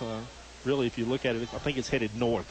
Is that what I flunked the directional geography 101, by the way. And you mentioned Surfside Beach, got people listening down there. We've got a contingent in Charlotte, North Carolina that is listening, Oscar, that really a yeoman-like quality to the fans down there in Charlottesville. Pull-up jumper from Juan Thornhill. He certainly does the work of the yeoman. He doesn't mind going unnoticed and letting other people get the attention. And that crowd in Charlotte, North Carolina, Oscar, they're big fans of the Myrtle Beach scene as well. The golf course scene and the seafood buffet. I mean, I can pile on the crab legs with the best of them. You can do that in Surfside, too. Ben Hogg has the basketball left side of the lane. He'll kick it over to Christian. Christian thought about the jump shot. Got to get focused again because we got a great ball game here. That's right. Fall-away jumper was no good, and there were no Bees around to rebound. 5 white jerseys around that basket. Those are the Colonels. Thornhill, finger roll, won't go in. Basketball tipped away. Demetrius Johnson has it, puts up the shot. He is fouled, man on his arm. He'll go to the free throw line and shoot a pair. Nice job again on the offensive boards by the Colonels. And Juan got to the rim, little finger roll, couldn't get it to go down. Nice job by Demetrius getting to the boards. Couldn't get the shot from the floor to go down, but he'll be shooting too. It was a great effort. I should also mention that the Charlotte, North Carolina contingent of KD Country fans, it's also big Juan Thornhill fans, big UVA fan down there. They're excited about having Mr. Thornhill buckle the chin strap for the Cavaliers.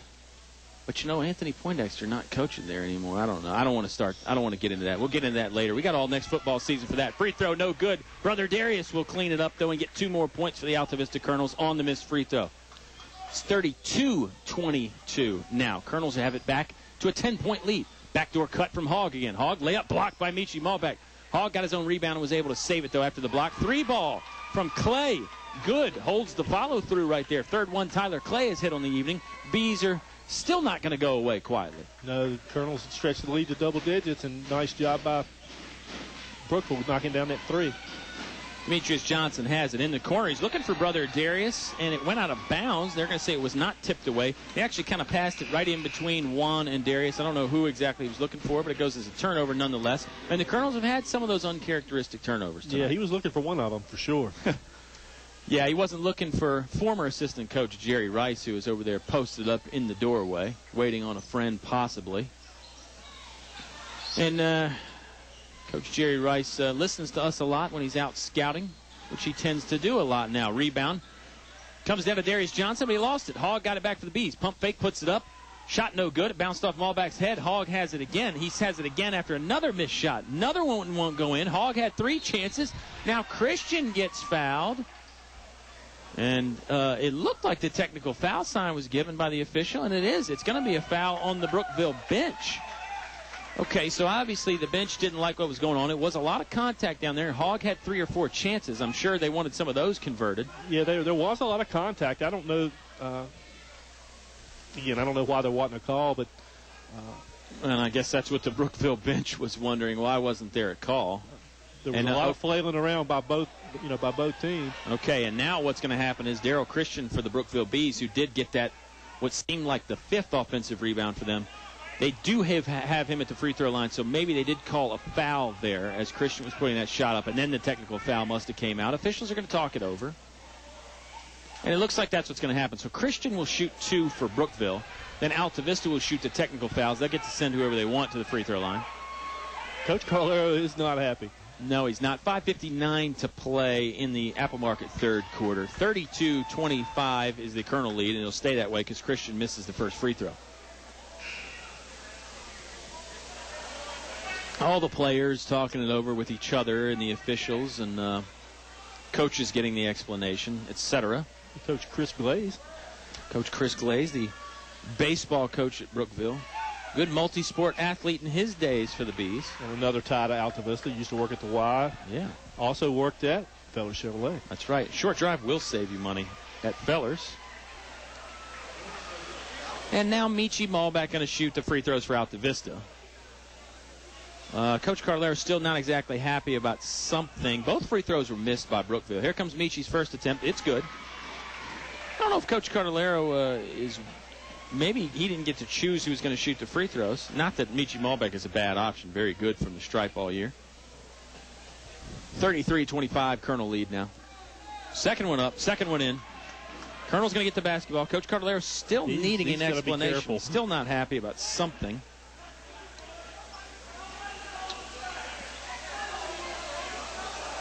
And Coach Carlero's, you can hear him. It's pretty quiet. So you can hear him. He said none of the officials called a foul. Michi Malbach is just going to wait for the inbounds, wait to get it sorted out. Officials are huddled up there, middle of the court, talking it over. Coach Carlero conferring with the scorers table now. Let's tell you what we do know. 5:59 to play in the third quarter. Altavista up 34-25. They're going to get the ball back on the technical foul. And the fans are into it as well, which is obviously a fun time when you come down here. A.J. Carlero sitting a couple rows back. Well, you talk about some ball players in the crowd. A.J. Carlero, Vince Myers, Rodney Thornhill, Gary Stevens, Wilton Poindexter. Boy, you can field a pretty good alumni team out of that. Absolutely. And you're up here in the press box. Everybody knows that you can shoot it from long range. So if you got down there, I think you'd probably be coming off the bench for that lineup. But no shame in that. I mean, with those ballers. Officials are going to talk it over now. They're going to bring both coaches together and have some discussion. Right in front of the scorers table, Coach Carlero and Scott Jester. Boy, who would have thought 10 years or so ago they'd be at the scorers table going against each other talking about a technical foul. But once again, they're both competitors, and they're going to be able to remain friends after the game. Not that they were heated at all with each other. The official was just trying to explain what was going on.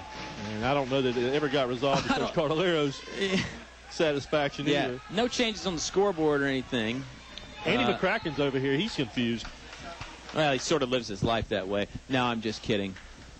Colonels get the basketball back after the technical foul. Demetrius has it. He's got Michi Malbach. Back door. Gets it off the layup in. And 2 more points good for the Altavista Colonels. So they turn it into a 4-point swing there, knocking down the technical foul free throws, and then the ensuing possession. 5:42 to play in the Apple Market third quarter. Colonels stretching the lead back out. It's 11-point Altavista margin right now in their favor. Hubbard playing defense on Clay with the basketball. Clay going left hand, pull up Jay, but he was fouled on the ground. Hubbard can't figure out why. He's asking, what about the hand check? Thought that was illegal. But a little too much contact for the official there. Second on Richard. First one on Altavista as a team this half. It'll be interesting after the technical if you start to see the whistles start to be blown a little more freely here. Good point. Hogg, three-point line, going to use right-hand dribble. A little bit of a push-off move there. Overhead pass down to Mason. Mason using the baseline, using his body to back down Darius Johnson. Good job by Mason. Layup goes in. Gotta like that. We mentioned he's a big guy. He's playing his strengths right there. He just used the muscle and the mass to back Darius Johnson down to the low block and got a layup. Nice play. And he actually elevated. He got good 3 or 4 inches off the floor. Foul away from the basket. I believe this is on Yearwood. He was guarding Demetrius Johnson. Johnson trying to get some room on the low block there. Yearwood a little too physical. Yeah, I mean, I guess the only thing if Darius could have done there is just planted the feet and tried to take the charge. But he just sort of kept giving ground, and it's a tough situation. Lob pass to Thornhill. He tried the dunk, rattled around, won't go in. It's the same play we saw up at Stewart's Draft. Didn't work out this time. Darius got an offensive rebound. Now Demetrius has one. He's fouled. Man draped all over his arm. Shot won't go in. Headed to the free throw line. Yeah, three offensive rebounds on that one possession. Nice job by the Colonels. You alluded to the fact again that they tried that little alley-oop off the inbounds pass. One just a little bit timing was a little bit off, or that would have gone down. Yeah, Colonels will go to the free throw line. Demetrius Johnson now. Shot goes up and in. And substitute will come in for Brookville now. That's number 11, Will Lowther. On the court right now for the Colonels. They've got their starting 5. Darius Johnson, Demetrius Johnson, Juan Thornhill, Michi Malbeck, and Richard Hubbard. Free throw no good. Rebounded by Darius Johnson. He'll head to the free throw line after being fouled. His shot wouldn't go in. It's on number 11. That's Will Lowther, who just checked into the game for the Bees. 4:53 to play here in the Apple Market third quarter. Second foul on Lowther. Darius Johnson going to get a chance to add to his point total. Free throw up, free throw in. Johnson brothers really all year have been outstanding from the free throw line. The Michael Lee walking in the gymnasium now. He was at a B-team game that the Colonels had. Mason rebounds the missed free throw.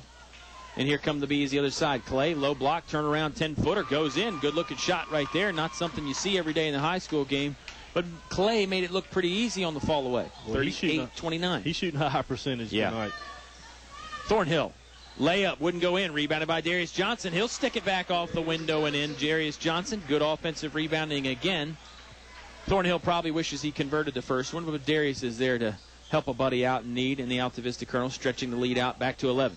40-29. Clay lost it to Mason. Mason's going to try the back down move again. Series of pump fakes. Puts up the shot, won't go in. Got his own rebound. Now we'll kick it back out. Clay, 3-ball, left wing. Off the iron, no good. Rebounded by Demetrius. He'll hand it off to Juan Thornhill. Juan a little behind the back. Now he's ready to go down the other end of the court. Hubbard thought about spotting up for 3. Going to pass it away. It's off Demetrius' foot. Demetrius lost it. Picked up by Lowther. Lowther, crossover dribble. Christian, 15-foot jump shot. Knocks it down. Momentum starting to change again. Bees on their way back in this one. They trail by 9 now. 40-31 is your Altavista Colonel lead. Nelson Dew's ready to check in soon. And that was a difficult shot by Christian on the fast break. Pulled up from about 15 feet. Knocked it down. Yeah, interesting transition game right there. Maybe not the shot Coach Jester would have preferred, but Christian knocked it down. Hard to argue. Richard Hubbard going to throw up a little runner. Demetrius Johnson got the rebound, lost it momentarily. Then he's hacked going up for the next one. He'll head to the free throw line. Pair of shots on the way. Let's see who Nelson Dews is coming in this game for. 3:25 to play here in the third quarter. Third foul on Lowther. Colonels lead by 9.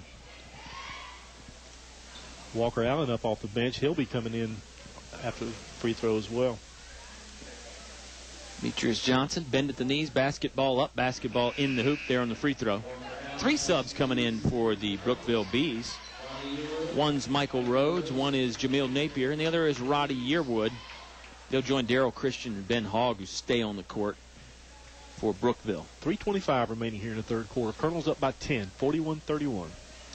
It's been right around 10, 11, 9-point lead for the Colonels all night. Seems like second one goes down, so it's back to an 11-point lead. Hogg inbounding, one-handed baseball-style pass to Yearwood. Full court pressure by the Altavista Colonels.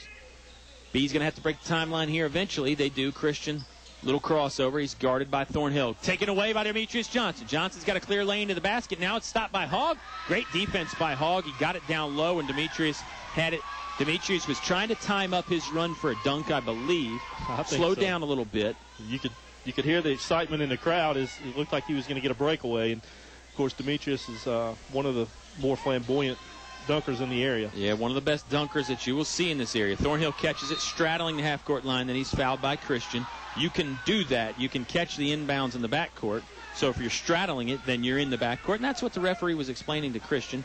Going back to the dunking, if you've missed the Subway pregame show, I've mentioned that to Coach Cartolero a couple times. He says, it's great when it happens, but you don't want to force it. If the layup is there, just take the layup. If the dunk is there, take the dunk. And that's what you and I talked about. I mean, if the dunk is the highest percentage way to finish from whatever angle you're coming at or whatever the situation is, then do that. But don't force the dunk. Free throw no good from Thornhill. Demetrius going to get whistled for an over the back. Maybe he's still thinking about the missed opportunity. He may have been. And the free throw woes continue for Juan Thornhill tonight. 0 for 6 by our count. Second foul on Demetrius Johnson. Brookville basketball. They lose it. Thornhill takes it away. Over to Malback. Malback layup is blocked by Christian, but they're going to get Christian for the foul. Daryl Christian pinned it against the window.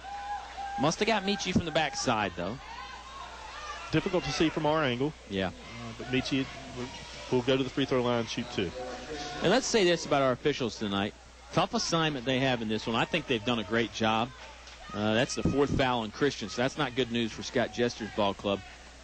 And the officials, sometimes they actually don't have as good of an angle as we do up here. We're up here high in the press box. There's some stuff we can see that they can't. And then vice versa. Sometimes they do have the better angle. Free throw missed by Michi Malback. Substitutes in the game now. Darius Johnson, Walker Allen. They join Nelson Dews, Juan Thornhill, and Michi Malback. Malback at the free throw line to try the back end. A little bit different combination out here against. You got 3 of the starters on the floor. Yep. Second one goes down for Mr. Malback. You got to believe it. He's going to try to get the other ones off a little bit of rest going into the 4th quarter. Come back with the starters. Wouldn't be a bad idea. Colonel's up by 12-2, so you got a little cushion to play with as far as the score goes. Hogg, right-hand dribble. Got the elbow extended. Oh, behind the back pass right there to Rhodes. Rhodes gets fouled. Can't finish. Flashy play by Hogg. And it really worked out well. Sometimes when guys throw behind the back, it's just for show. That time it was actually pretty necessary as Thornhill was over on his right side, so he threw it behind the back to the streaking Rhodes. Rhodes heading to the free throw line. And we're used to seeing that kind of play out of Hogg. I mean, he's a great ball player. Yep. Really a great ball handler. Sees the court. Always got his head up when he's dribbling. We know he can shoot. Doesn't have many points tonight. I think you can credit the Altavista defense for a lot of that. 2:48 to play in the third. Go ahead. All his points from the line tonight. Mm-hmm. And Rhodes gets one from the line. 43-32. Back to an 11-point Colonel lead. Bounce pass ahead to Juan Thornhill. Thornhill, free throw line now inside. And back out to Michi Malback. Malback, free throw line extended. Now he'll pull it back out towards half court. 1 foot ahead of it at the left point. Now he's going to the middle of the court, trying to slash. Kick out to Allen. Allen, 3 ball in the way. No good. Rebound still loose. Clay battles it, then throws it ahead to Rhodes. Rhodes catches it in stride. He's a little off balance. Putting up a shot from the low block. No good. Rebounded by Yearwood. Yearwood's shot is blocked. He's got it back. Loose ball comes to Hogg. Hogg will pull up from 17 feet. No good. Rebounded by the Bees. Swatted away by Juan Thornhill. Back and forth basketball action here from Altavista. Ball will stay to the Bees, but fun to watch right there as both teams had some opportunities. Yeah, they did, and Juan went up and just swatted that one into the first row. Yeah, right into that sousaphone that I was talking about. It doesn't sound as good when there's a basketball wedged in the bell of that thing. Brookville will inbound. Demetrius Johnson coming on late. Colonels have 6 players on the court. Let's see if the officials notice. They did not. Shot goes in from 17 feet. Altavista got away with one there, Oscar. They had 6 players on the court momentarily. There was a substitute there that the officials didn't see. It was Demetrius Johnson coming on. I don't think you can go back and retroactively call this. This is not college or the NBA where you have the benefit of replay. So it looks like the Colonels are going to get away with one. It'll be interesting to see what happens out of this. And again, it wasn't that it was intentional. It was just that Darius was coming in. They didn't sound the horn to stop play, and Darius just ran on. There were 6 players there momentarily. It's not that the Colonels were trying to cheat or anything per se. It was just a lack of organization, if you will, in substituting. And then oh my gosh, they are going to get him with a technical foul. They're going to go back and call the technical on Altavista for having 6 players on the bench. You know, I just said I don't think you could go back and retroactively call it if you didn't see it at first. Only thing I can imagine is maybe the referee said, well, I did see it. Maybe I didn't know what I saw at first, but that is not going to make Coach Cardellaro happy. And, boy, I don't know. Can't make the fans here happy either. Technical foul assessed to the Altavista Colonels for having 6 guys on the court. It's the right call, but they didn't call it initially. It is a right call. 2:08 remaining here in the third quarter. Colonels leading 43-34. Brookville looking to close this gap back down. Absolutely continue to compete and will not go away. Strange game right there. We saw a lot of excitement, great defensive battles there in that last possession for Brookville. Free throw goes in. Ben Hogg shooting the technical fouls now. 2:08 to play. Colonels up by 8 now. Second one on the way from Ben Hogg. Brookville will get possession. This one's off back iron and no good.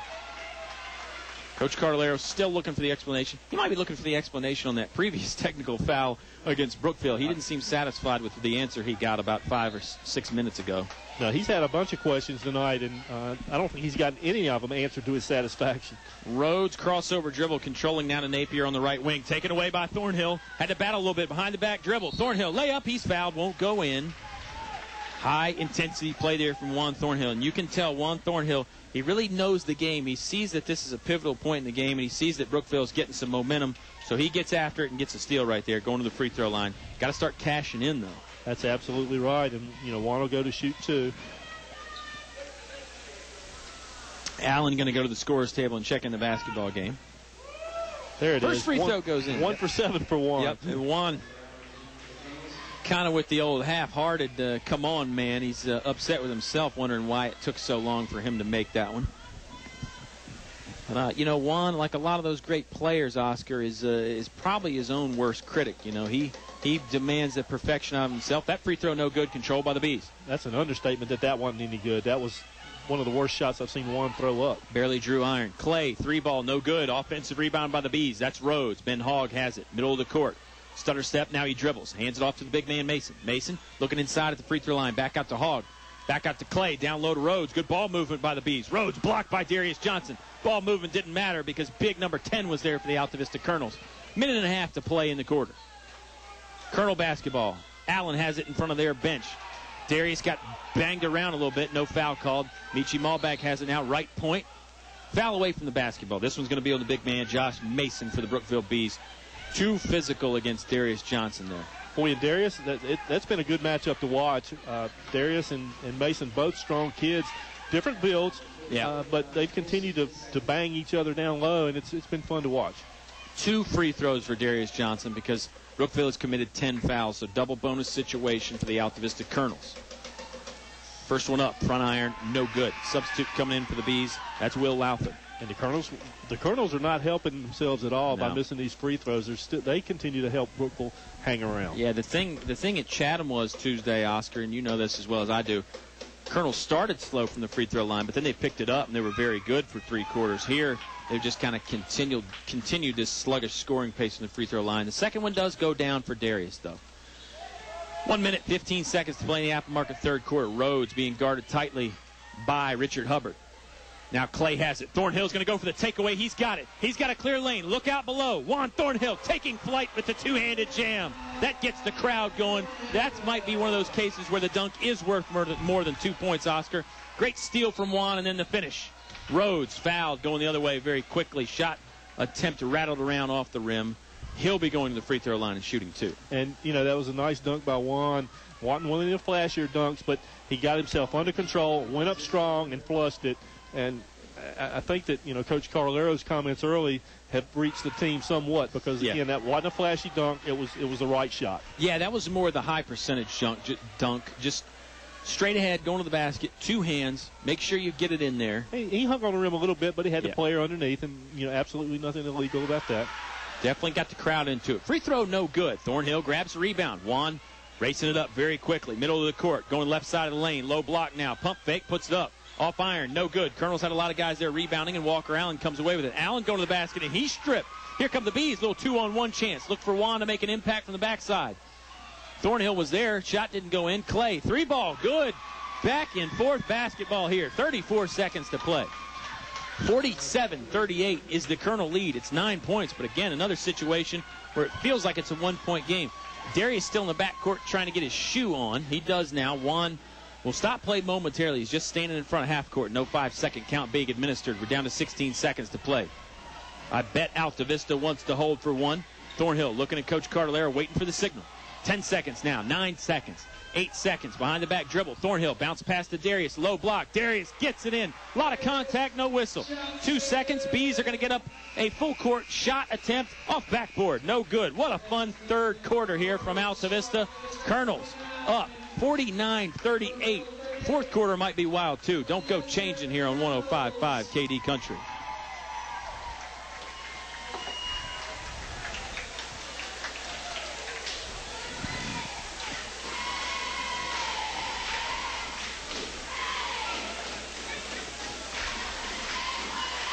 Fourth quarter set to get underway here from Altavista, Mr. Briggs, and we saw some fun stuff already this year, particularly Saturday at Stewart's Draft. Hey, Tuesday night at Chatham was a lot of fun. This one right up there with those. Wild ball game tonight, a lot of great back and forth action. Absolutely. Colonels exploded for 22 points in that quarter, outscoring Brookville 22-16. But again, the free throw woes continue for Altavista. They could have expanded that lead by another 7 or 8 points if they'd have knocked down a normal percentage of the free throws. Again, Brookville continues to compete, continues to hang around, and again, Coach Cardellaro pleaded with his guys down there to lock them down. Yeah, defense, I think, is being stressed. Man, you gotta love the inspired basketball that the Bees are playing. Altavista, well, they've had some inspiration themselves, whether it's from the coaching staff, Juan Thornhill's dunk, great inside play by the brothers Johnson, or just the all-around spirited effort from both ball clubs. Look at the high-pressure offense. Brookville having a hard time getting in bounds. Hogg does control it right there at the AHS logo. Now it's Lowther circling the right arc. Top of the key to Clay. Clay from dead on. That one just missed for three-pointers. Boy, Clay, probably the best pure shooter we've seen so far this year. Hogg, pull up, back iron, no good. Actually didn't hit the iron, hit the backboard. Thornhill, long pass ahead to Michi Malbeck. Malbeck going up, shot, fouled. It was a little running two-handed layup attempt. Michi did not score the basket, but he will head to the free throw line. Talk about pure shooters. Clay would fit in well with that Stewart draft. Oh, yeah. Stewart's draft, very similar type shooter to what we saw against them on Saturday. We've talked about a few guys that would love that system. Mike Poindexter, I thought I saw him in the crowd, former player for the Colonels. As you mentioned, all the alumni roll call earlier. I don't know if we got Mike Poindexter, but he had range that, well, I don't know if it stopped down there at McDonald's down the street or not, but it was pretty long. Probably stopped at Fellers. That's probably where you could get it. Yeah. A short drive will save you money, and that was a short shot for Mike Poindexter back in the day. Free throw no good. Controlled by Brookville. Clay going to try three again. This one's an air ball and rebounded by Demetrius Johnson. Colonel's looking to run. It's a 4-on-3 opportunity. Now Bees get back and play some defense. They kick it out to Michi. Michi in the corner to Thornhill. Low block to Darius Johnson. Darius bumped by Mason. Darius going to shoot two on the floor foul, but it's a double bonus situation that Altavista's in. Mason's so strong with that lower body. Really no contact up with his hands or anything. Just so strong with his legs that he just moved Johnson out of the way. Colonels would love, I said it 3 times because that's how much they would love it, to get better from the free throw line. First one, front iron, then off the backboard and in. So credit Darius Johnson for helping the Colonels alleviate some of these free throw woes. Kyle, 7:16 remaining here in the game. Colonels lead 50-38. Second one, front iron, no good. Rebounded by Yearwood from the Brookville Bees. Hogg's going to bring it up slowly. Right-hand dribble. Just now does cross the timeline. Kind of a low crouch, peering inside. Gets by the Colonel defense, but there was a foul, and it's going to be a foul against Brookville. They said he carried the basketball, Oscar? No, they're going to call it. They call a block on somebody, and I didn't pick up the number. It was on Mason. That's his fourth. Not a good sign for Brookville. Nope. Thornhill has it. Now over right point to Michi Malbeck. Malbeck 30 feet away from the basket, just going to hand it off to Juan Thornhill. Looks like the Colonels want to spread the court a little bit now. Brookville in a man-to-man now. Yep, they get it low post to Demetrius. Spin move. Johnson puts up a shot, gets it in. Took some contact there from Mason, too. Mason got to be careful because he is playing with 4. and give Demetrius credit for fighting through the contact to get the points. And you got to give the Colonels credit for recognizing Mason had 4 and going to Demetrius with that matchup. Yeah, they cleared everybody out, just had Demetrius down low. Smart play there. Christian driving, left-hand layup, count it, and he's fouled. Brookville back in business again. They'll go to the free throw line to try for the three-point play. Good drive there by Daryl Christian. Nice little left-hand layup with that, drawing the foul. Get the and one situation. Travis Studler back in the game. Michi Malback having another ongoing conversation with somebody from Brookville, which he tends to do. First free throw on the way for Christian. It was made the field goal. Shot no good. Rebounded by Darius Johnson. Darius going to pitch it over to Thornhill. Thornhill trotting it up the basketball court. Stops at the three-point line. Hesitation. Headed to the basket. Now we'll bring it back out. Demetrius Johnson holds it over his head, looking inside for brother Darius. Boy, a lot of guys inside on Darius now. Look at this. 4 players collapse on him. Doesn't matter. Darius gets it off the backboard and in from the right block. How about that? Talk about a strong kid. Darius gets that ball in the post. You get him down on that block, you're not going to stop him. Yeah, he wanted the basketball. Didn't matter how many guys were around him. He wanted it anyway. Sudler bounced past the Hog. Hog came close to that baseline. Yearwood has it blocked away by Darius Johnson. Here come the Colonels. Looks like a 5-on-1 opportunity. Lob pass to Thornhill. Thornhill had to throw it back down. Thornhill wasn't in position for the dunk when he caught the lob pass, so he tried to pass it over to Demetrius Johnson. Demetrius couldn't control it. Basketball actually going to stay with Altavista, though. Juan can't believe it. He was going back to play defense. Yeah, Coach Carlero wasn't real happy with that play either. A little too flashy, probably. A little too much showtime on that one. Inbounds pass is to Juan Thornhill. Thornhill will back it out to the volleyball attack line. Now he's going to try and attack the basket. Kick out to Michi Malback on the right wing. Low block extended to Demetrius Johnson. Blocking foul on the floor. Shot went up and good. They're going to say no basket. Foul was on the floor, but Demetrius will again be shooting 2. Bonus situation. Colonels lead 54-40. 5:39 to play in the game. And good to see Demetrius continue to push through and work and work and work. And looks like he's starting to come out of his slump a little bit, Kyle. I think you're right. And I like how you mentioned work there, because I think that's how he's getting out of it. Just the extra effort. Trying to be around the basketball more. A little more physical play maybe, but without fouling. First free throw is good. Substitutes for the Colonels on the court right now. They've got number 20, Walker Allen. Number 2, Juan Thornhill. 5, Demetrius Johnson is at the free throw line. And Richard Hubbard and Navy Jones, who stand beyond the three-point line here. Second free throw on the way for Altavista. They lead 15. Now they lead 16. Nice job by Demetrius cashing in from the free throw line. Demetrius was 5 in the quarter. And as well as Scott Jester's team has played, they trail by 16, and they really got to go because they're running out of time. Christian trying the right side of the lane. He's fouled by Richard Hubbard. Shot went off the backboard, then rim. No good. That's 2 times in the last 3 possessions that they've tried to put take advantage of Christian against Hubbard. And we talked about Hubbard's defense, that people underestimate his defense. Yeah, Richard, a little underrated in the defensive side of things, but he is a solid defender. And he's been on Christian quite a little bit. Thornhill guarded him some. Free throw no good by Christian, so Bees continue to trail by 16. I mean, really, you do have to feel for Scott Jester's club a little bit because they've played pretty good, but they're still down a bunch. They're down 15. That free throw went in. Let's take a timeout. Coach Scott Jester wants one. We do too. 30 seconds, 5.5 minutes to play here. Colonels up 15 on 105.5 KD Country. You can buy paint from any old yahoo who knows nothing about paint in one of those big box stores.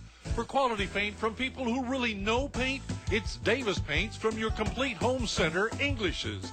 Davis Paints, which has been known for quality since 1921, is not just sold anywhere. Visit the new paint room at English's, your authorized Davis Paint dealer. English's is your complete home center. On North Main Street, Altavista. You're listening to award-winning coverage of the Altavista Colonels on 105.5 KD Country. 56-41 is your Altavista Colonel lead. If you're a Brookville fan, a little bit of hard luck right now. The Bees have played well, but they've been behind the 8 ball most of the game. Oscar, I don't know that this one's out of the woods yet, though, for the Colonels, especially with the way Brookville has been able to shoot the ball from three-point land, too. I totally agree. And just a quick heads up, too, don't forget, Colonels hit the road Saturday against Goochland. Game scheduled, I think, for 3. Yeah, it's actually a 2 o'clock start time on the JV game. So, yeah, the Subway pregame show should be on around 3. Tip-off shortly thereafter. And great point in mentioning that. We'll tell you that again in the postgame show. Full court zone press for Brookville. Thornhill looking to diagnose it. Now he throws cross court to Michi Malbeck. Hubbard, right wing, got it to Demetrius Johnson. Demetrius up. Layup wouldn't go in. That's rare for him. Rebound still loose, and he got it back. He just ripped it away from Napier. Good perseverance by Demetrius Johnson. It gets back to that extra effort that you and I just talked about. 17-point cushion now for the Colonels. Hogg gets the low block off the window and in. Tough angle right there for Hogg. Yeah, good to see him knock down that, if you're a Brookville fan, see him knock down that field goal. And the Bees are going to have to go on a run. They can't just answer Altavista shot for shot. Colonels break the full court pressure. No, they don't. They lost it. Now they got it right back. Thornhill lobs it up to Darius Johnson. Johnson went with the extra pass to Juan Thornhill, and that's knocked away by Brookville. Yeah, just to talk about the unselfishness, Darius had a little 5-footer there, and, Juan was about 2 feet away, and Darius tried a little extra pass there. Didn't pay off that time, but you can't fault the kid for that. Yeah, Bees recovered well. Thornhill to inbound now. On the baseline, throws it long, and Hogg is there for the interception. Hogg against Malbeck. Layup by Hogg, won't go in. He's fouled. Michi didn't give much of an effort, but there was some contact there. I think Michi was actually trying to avoid getting the foul called on him, but he does. Yeah, he was backpedaling. 58-43. It's an Altavista lead. That's 4 on Michi. Ben Hogg will go to the free throw line. I saw a guy in the gym that I want to send a shout-out to because I saw him leave. He may be listening in the car. That's Mr. Trevor Robertson, good friend of mine, Oscar. Great fisherman. I don't know how much fishing you do, but that Robertson, he can flip it, he can jig it, he can do all that stuff. But, stuff you and I don't even know about. Played baseball with his brother back in the day. His brother, Ben Robertson, was a very good pitcher here at Altavista. Yeah, Trey and Megan came in. We were doing some work down on the floor, and good to see them, both of them. Thornhill has it after the made free throw. Cross court to Hubbard, left wing. Michi Malbeck now middle of the court. Back to Hubbard. Hubbard thought about slashing to the basket for a moment. He'll kick it back out to Michi. Michi just going to pull it out. Colonels don't mind running some time off that clock. Thornhill has it. One step away from that sideline. Now he's headed to the three-point line. Juan cut off with a low block. Got Michi streaking through the middle. Michi lost the handle, though, and he'll just cycle it back out, reset the half-court offense. Cross-court dribble, left hand. Now Michi shovels it underneath to Hubbard. Free throw line extended for Demetrius Johnson. In and out, no good. Rebound was controlled by the Brookville Bees. That's Clay. 4 minutes to play here from Altavista. 58-45. It's a Colonel lead. Hogg lost the basketball. They're going to say he traveled, though. Might actually save Brookville some points because Richard Hubbard was going to have at least somewhat of a fast break opportunity. Now the Bees will get a chance to set up their defense after the traveling violation. Yeah, it looked like it might have been a 2-on-1 with Hubbard and Darius Johnson against Clay. You're probably right. It probably did save them a couple. Bounce pass. Darius Johnson, left side of the arc, left side of the key, I should say. First one wouldn't go in, second one does. Extra effort by Darius Johnson, got his own rebound and scored the basket. How many times can we say that in Darius's career? 60-45 now. Colonels stretching the lead back out. 3:30 to play in the Apple Market fourth quarter. Besides being long, both the Johnsons jump quickly. I mean, they come down, but they get back up extremely quickly. Yeah, I heard them, I'll get to that in a second, as one of the Johnsons. Demetrius throws it down. Not his biggest dunk of his career, but certainly a nice one. Just caught it on the right-hand block, took it to the middle of the lane, and flushed it with the right hand. 2 more points for him. I'll get back to your point about the Johnson brothers. Hogg, 5-footer, won't go in. Rebound loose, controlled by Thornhill. Now Altavista really threatening to break this thing open. Thornhill streaking down with the right hand. Slows it up a little bit, gets it to Malbeck, who gets it to Hubbard. Darius Johnson now 15 feet away. His pass taken away by Christian. Scott Jester going to send in 5 fresh bodies here at the next dead ball, so maybe he is waving the white flag. Figuratively, anyway. Christian went up and was fouled. He'll go to the free throw line and shoot a little bit. 2:41 to play. Colonels lead 62-45. Yeah, your point about the Johnsons, how quickly they jump. Heard somebody describe Dennis Rodman that way, and that was one of the reasons why he was such a good rebounder. They called him a pogo stick jumper. Yep, he would jump once, and then when he came back down, it didn't take him long to jump again. Just the athleticism, and then also the conditioning just to be able to play at 100% effort all the time. The Johnsons definitely have that. Free throw good by Christian. He'll come out. 5 fresh faces for the Brookville Bees. Let's try and identify him here. You've seen some of them. DeJuan Carter is out there. Travis Sudler is out there. Michael Lichtenberger is out there. Easy for you to say, Oscar. Yeah, that's right. Rowdy Yearwood is out there. and then also number 4, Michael Rhodes. So we've seen a bunch of those guys already. 2:25. Colonel's up 62-47. Absolutely in no rush. 4 corners offense now from the Altavista Colonels. They've really got it spread out. Every player for Altavista is within 5 feet of either half court or the sideline. Ball back, slashing to the basket. He's fouled on the block there, and he'll go to the free throw line. Layup attempt would not go in. Good to see Michi in that little stall offense be able to get to the hoop. Very patient, waited till he got the mismatch. Nice little crossover, was able to get to the hoop, draw the foul. That's a great thing about that motion offense and spreading it out. You leave the middle of the court wide open, so if there is a defensive breakdown, the guy with the ball really doesn't have anybody between him and the basket. Michi Malbec converts the first free throw for the Altavista Colonels. 2:12 to play in this contest. Home team Altavista up 63-41. Subs now going to come in for the Colonels on the second free throw. It's up. It's good. On the court right now for the Colonels, you're going to have Walker Allen, Navy Jones, Josh McClure, Nelson Dews, and Juan Thornhill. Just over 2 minutes to play in this one, Oscar. Dylan Allen up off the bench. I'm sure he's going to spell Juan. Yep. Sudler being guarded closely by Dews. Sudler picked up his dribble, got to get rid of it. Dews knocked it away. And it finds the hands of Carter. Carter loses it. Now Yearwood has it, holds it over his head. He's guarded by McClure. I'd be surprised if Juan doesn't cheat back a little bit. Looks like Juan is trying to get himself a steal and possibly looking for some more excitement down the other end. Nice rebound by Navy Jones, skying up in traffic, and then he is fouled. So he'll go to the free throw line and shoot 2. Navy, we saw it at Chatham, not the biggest guy on the court. In fact, he probably is the smallest guy on the court. But, man, he really gets up after those rebounds, and he's savvy. He is savvy, and not just on the football field that we saw all throughout the year. And, we saw him in that state championship game. They put him on an island, single coverage on the corner, and against some 6'3", 6'4" receivers, and he shut them down. And a lot of those plays where Navy can elevate. He really can. You saw it right there on the rebound. I mean, skying up there for that one. Destin Brown seeing his first activity of the game, along with Dylan Allen, who we mentioned. Kenavis Jones, second free throw off, back iron and in. Chandler Pribble's going to check in for Navy Jones. 1:42 to play. Don't forget the Subway postgame show, but how could you? It's not all about Subway. We're going to talk about this one.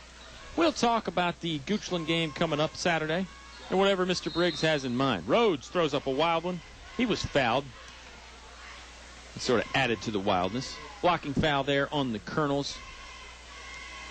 Rhodes will head to the free throw line and shoot a pair. That foul on number 15, Dylan Allen, his first of the game. 10th team foul on Altavista. First free throw up for Michael Rhodes is good. Zach Penny going to check in the game now for Brookville, along with number 32, Daquan Myers for the Bees. Of course, Altavista fans familiar with Daquan. Yeah, Daquan Myers used to go to Altavista. Got a nice applause from the crowd here. Nelson Dews driving the baseline, up off the window and in. Good job by Nelson Dews.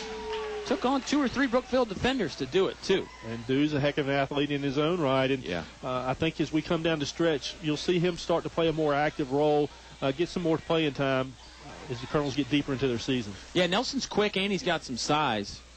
His minutes really should improve. Long rebound comes down to the Brookville Bees after the missed 3. Second chance right here with 60 seconds to play. Sudler driving. He's fouled. Excuse me. No, that is Travis Sudler. I should have trusted my first instinct, Oscar. You always told me that. Sudler going to head to the free throw line and shoot 2 after the foul on Chandler Pribble. And Brookville outscored 19-10 so far here in this fourth quarter. Hey, Colonels have been really good in second halves this year, Oscar. You think about the Goochland game, first game of the year. Colonels were down a lot. Second half, they outscored Goochland in pretty much every game thereafter. At the exception of the Dan River game, I suppose that was pretty much back and forth all the way. Sudler going to fire up a 18-foot two-point attempt. No good. McClure saved it, and he threw it off a Brookville player. Heady play right there from McClure. He knew he couldn't get it to a teammate, so he just bounced it right off an opponent. And you alluded to the Goochland game. Colonels trailed by 18. Yeah. So, they were able to storm back and take that game into overtime. Yeah, fun game. Looking forward to going up there. Dews right down the middle of the lane after the backdoor cut. He's fouled. Shot wouldn't go in. Nice bounce pass from Josh McClure to find him. Boy, Josh looks like older brother, doesn't he? Jacob McClure, of course, member of the state championship team last year for the Colonels. Now on the coaching staff here at Altavista. First free throw, no good from Nelson Dews. And the foul was committed by number 22, Zach Penny, for the Brookville Bees. 41.4 seconds left to play in the Apple Market fourth quarter. Of course, you talk about customer service. We always talk about Subway. Customer service at Apple Market, second to none. McClure got the offensive rebound, put it up from 14 feet. No good. Rebound still loose. Boy, all 10 guys looked like they were packed in the paint right there. Brookville comes away with it. B's going to look for some last-second points here, maybe something to build on. Slashing to the basket. Sudler puts up the soft left hand. Goes in from 2 feet. 68-51 now is the Colonel lead. Dews trying to shake a defender. Gets it down to Pribble. Pribble, pump fake. He is fouled. No whistle, though. Ball goes out of bounds. It'll stay with Altavista. So I don't think I'm out of line to say it was a foul there, right? Well, here's the question. Yeah. If a foul is committed and it's not called, is it a foul? That's deep. That's a philosophical question bordering on metaphysical there. That is way beyond me. I don't even know what those terms mean. I just read it on a blog somewhere. Destin Brown has it right in front of half court. Colonel's just trying to run the clock out. McClure now, he's being double-teamed. Smacked around a little bit. There's the final buzzer.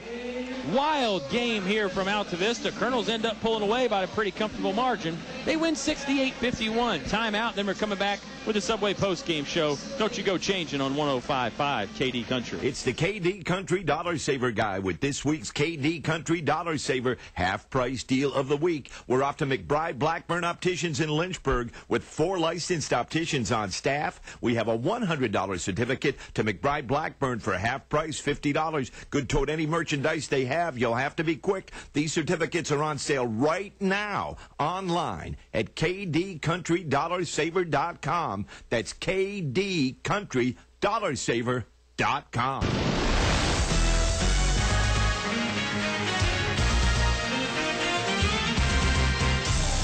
Tonight's game is brought to you by the KD Country Sports Club. Tyree Little Heating and Cooling in Gretna, keeping you cool in the summer and warm in the winter and comfortable in between. Sharky's Pest Control. Let Tony take a bite out of your pest control needs. Doing business the old-fashioned way. Main Street Trading Company Consignment, now open Wednesday through Friday, 11 a.m. till 6 p.m. and Saturday, 9 a.m. till 4. El Cerrito Mexican Restaurant, Altavista. Throw on a sombrero, shake your maracas. It's El Cerrito time. Authentic Mexican cuisine only at El Cerrito.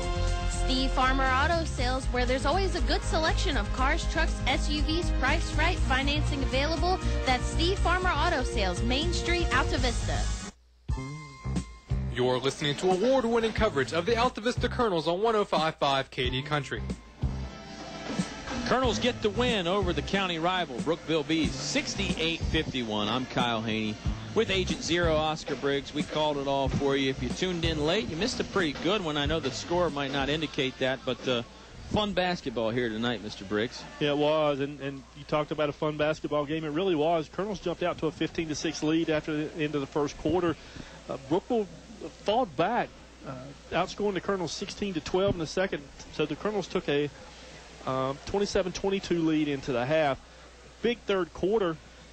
Colonels really only outscored them by 6, 22-16, and then really the fourth quarter again the Colonels outscored them 19-13, and second half outscored them 41-29 for the 68-51 win.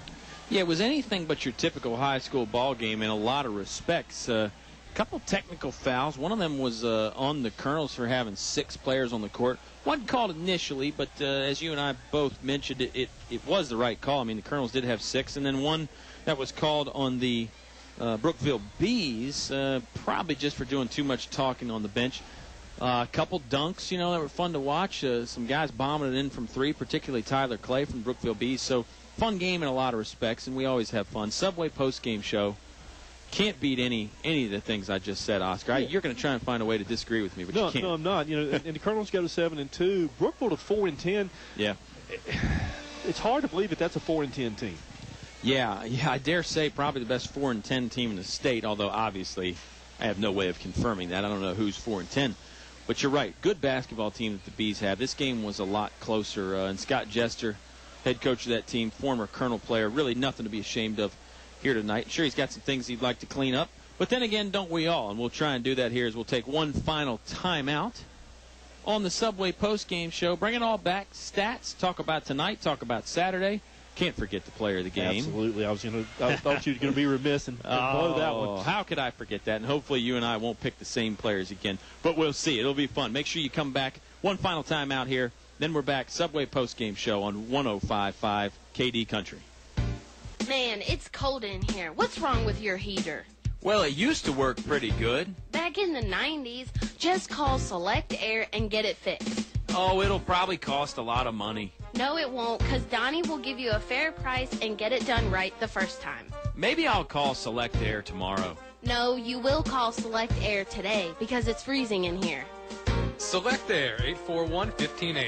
841-1580. Online at selectair.webs.com.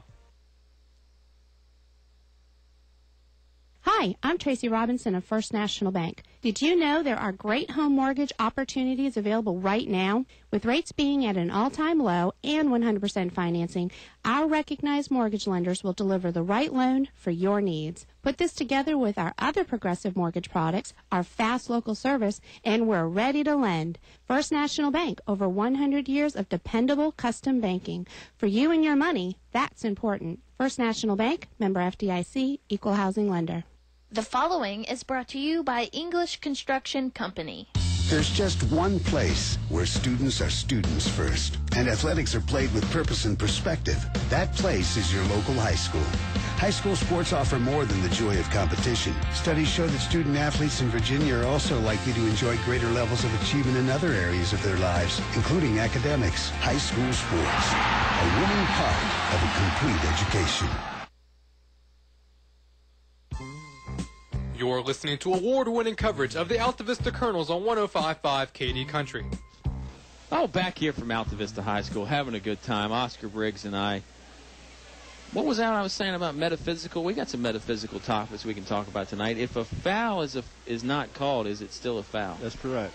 Kind of like the tree and the forest falling and all that. I wonder if it depends on whose perspective, the players or the officials or the certainly for the official scorer, if it's not called, it's not a foul because he's not putting a mark down in his little book there. And didn't see the Colonels in any foul trouble tonight. They played pretty doggone good. Take another time out and talk about just how good they played and some more of those little issues that may pop up down the road. Colonel's a big winner over the Bees here. You heard it all on 105.5 KD Country. Our community has grown, and Finch & Finch Funeral and Cremation Service has grown too, alongside the families they've known for so long. Finch & Finch is proud to have served you over 100 years. A family business, Finch & Finch Funeral and Cremation Service, dedicated to your service. Finch & Finch Funeral Homes. We're here because we care. Stay cool in the summer and warm in the winter. Tyree Little's Heating and Cooling on the ready to keep you comfortable year-round. Locally owned and operated, just a call away with over 20 years experience. Licensed and bonded. Tyree Little's Heating and Cooling, specializing in heating, air, plumbing, and electrical. Any season, anytime. Tyree Little's Heating and Cooling, keeping you cool in the summer and warm in the winter. Give them a call today. Tyree Little's Heating and Cooling, Gretna. High school athletics builds character, teaches teamwork, and provides a solid foundation for life. PCM Industrial Services recognizes the importance of high school athletics by sponsoring this sports broadcast for your enjoyment. PCM Industrial Services encourages everyone to come on out and watch the game. It's a great time for the whole family.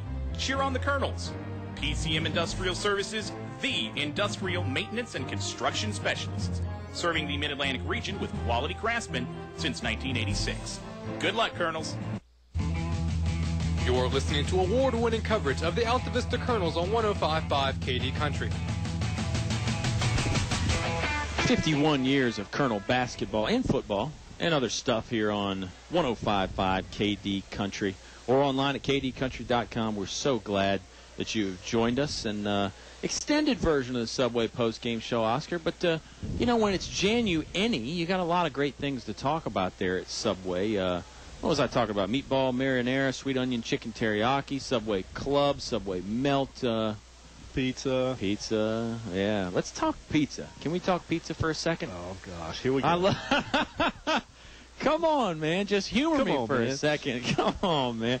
The thing about Subway that's great is they will throw the Parmesan and red pepper on there for you and whatever else. You know, I like to dip into a little oregano. I think that's how they do it in Tuscany. I've never been there, but I know Thanksgiving's very big in Sicily on account of the number of Italians that came to America and then got thrown back out. That's a joke. I don't want to be insensitive to anybody. That's kind of like if there's a foul and it's not called, it's not a foul. And right. If the joke's not funny, if the joke is not funny, it's not a joke.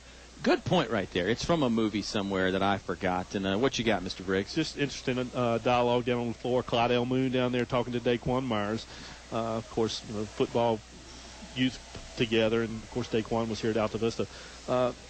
Let's take a quick break. Let's do it. And we'll come back and give some scoring and players of the game and wrap this thing up. We will wrap up the Subway postgame show. Can't forget the player of the game, the scoring. So much more when you come back. Subway postgame show. Colonel's a big winner on 105.5 KD Country.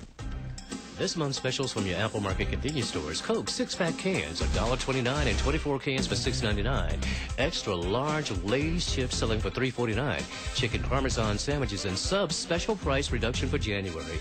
8 pieces delicious fried chicken now $7.99 from 4 to 8 p.m. only at Apple Market locations Riverside, Gateway, and Main Street, Altavista. You know what they say, an apple a day keeps the doctor away. A short drive will save you money. That's right. A short drive can save you hundreds, maybe thousands. The absolute best selection of new and pre-owned vehicles to choose from. Have a trade? When you make a deal, Feller Chevrolet will pay it off, no matter how much you owe. Slow credit? Don't worry. Drive away today in your new or pre-owned vehicle. Remember, if you didn't purchase your vehicle from Feller Chevrolet, you paid too much for it. Feller Chevrolet in Altavista. Good food, low prices, and great service keep customers coming back for more day after day at El Cazador Mexican Restaurant in Altavista. El Cazador is now open all afternoons, so you can buy anytime, any day, 11 a.m. until 10 p.m. El Cazador Mexican Restaurant, a great place to unwind and relax with friends. Open 7 days a week, Main Street, Altavista. El Cazador thanks you for your business and making them the #1 Mexican restaurant in town. You're listening to award-winning coverage of the Altavista Colonels on 105.5 KD Country.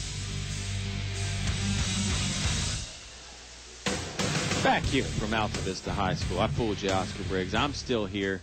A lot of fans still here. This was a fun one tonight, and like we mentioned, county rivalry. A lot of people know each other, so there's just a bunch of players and parents and fans talking afterwards. Little modified reunion and that sort of thing. And it's always like a reunion tour when you and I get up here. And we had, Damian Sorlett in the booth tonight. Yeah. Andy McCracken in the booth tonight. So that was fun. Stuff. Yeah, good stuff. Brookville, 51 points tonight. Ben Hogg with 10. Michael Rhodes with 2. Tyler Clay with 16. Darrell Christian with 11. Travis Sudler had 4. And Josh Mason had 8 for the Brookville Bees. For the Colonels, Michi Malbeck with 11. Juan Thornhill with 9. Navy Jones with 2. Demetrius Johnson with 14. Darius Johnson, another big night, with 28. Walker Allen with 2. And who is this? Nelson Dews with 2 for the total of 68 points. Well, before we get to the player of the games, which is what Oscar's waiting for, let's tell you again about the schedule Saturday. Colonel's going up to Goochland, trying to avenge that early season loss, overtime loss. On the road, special start time for that one. JV game is going to tip at about 2, so the Subway pregame show will be on around 3:15 probably at the latest, I'd say. So make sure you're tuning in around then. Again, have your radio tuned to 105.5 all the time, but definitely make sure you're there then for that one. That should be a fun one up there in Goochland. Good basketball squad, and like I said, I know the Colonels would like to exact a little revenge, if you will, on that early season loss. It's on their mind. Got to be on their mind. I talked to a couple of the parents, and they said that their kids are absolutely focused on wanting to take care of that loss that Goochland hung on. Well, Colonels were able to hang on for a win here tonight. Spirited effort by the Brookville Bees. Player of the game time. Of course, our player of the game is always Lee Cameron back at the studio, making it sound good. We got our technology is slowly but surely improving here. So hopefully the broadcast starting to sound little better and better as the year goes on, and hopefully Oscar and I are rounding into form like it seems like the Colonels are doing. But anyway, those player of the games, I've been going first a lot lately, Oscar. I'll take the honors again for the Brookville Bees. And I might steal your pick again, although I'm not sure. I'm going to go with the big man. Number 44, Josh Mason. We talked about it, not your prototypical number 5 post player down there. He's got a good mass and a bunch of muscle that he moves around down there. He wages a lot of his battles on the ground rather than the air. Played well tonight. Grabbed a bunch of rebounds. He's a force down there. Causes some matchup problems. Yeah. Because you don't run into a player like that every day. No, you didn't steal my pick. I'm going with Tyler Clay. All right. On fire from 3 tonight. Was able to knock down those. So for me, it was Tyler Clay. Yeah, and the thing I like about Clay is everybody talks about Ben Hogg. If you got another weapon out there that teams have to focus on, well, that's going to free both of them up.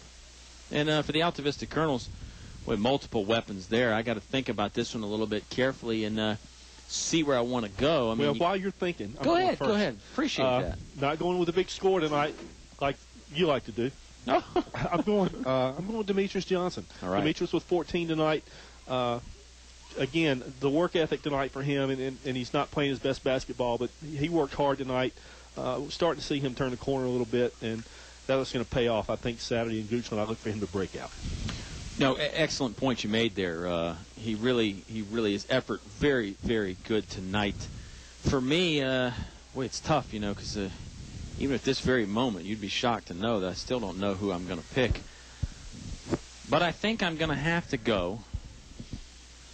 I hate to be cliche. Oscar's giving me a modified drum roll. The pep band's left the building. Pep band sounding outstanding as always. Anyway, here we go. Let's get to it. I'm going to have to go with Juan Thornhill. Don't want to be cliche, and I know Juan gets a lot of these player of the games, whether it's a football or a basketball situation, because, let's face it, he's an amazing athlete, phenomenal player. He's always around the ball. But tonight, specifically, felt like the dunk came at a big time, got his team fired up. And when the Colonels got the technical foul, you remember Altavista was down a little bit. Brookville was coming back. He got the big steal. He made some defensive plays. Juan always knows when to rise to the occasion. Seemed to do that tonight. No, he wasn't great from the free throw line, and that's probably bugging him. But he did get there a bunch, so that says something. Well, he did. And Juan always brings a little quiet confidence and calming effect on the Colonels. Things can get a little bit hectic. Juan kind of takes control of the ball and really calms them down a little bit. So, you can't go wrong with that pick. Well, talk about rising to the occasion, heating up when the moment is right. How about Select Air? 24 hours a day, 7 days a week. Call them 841-1580. They'll heat you up when it's cold outside like it is now.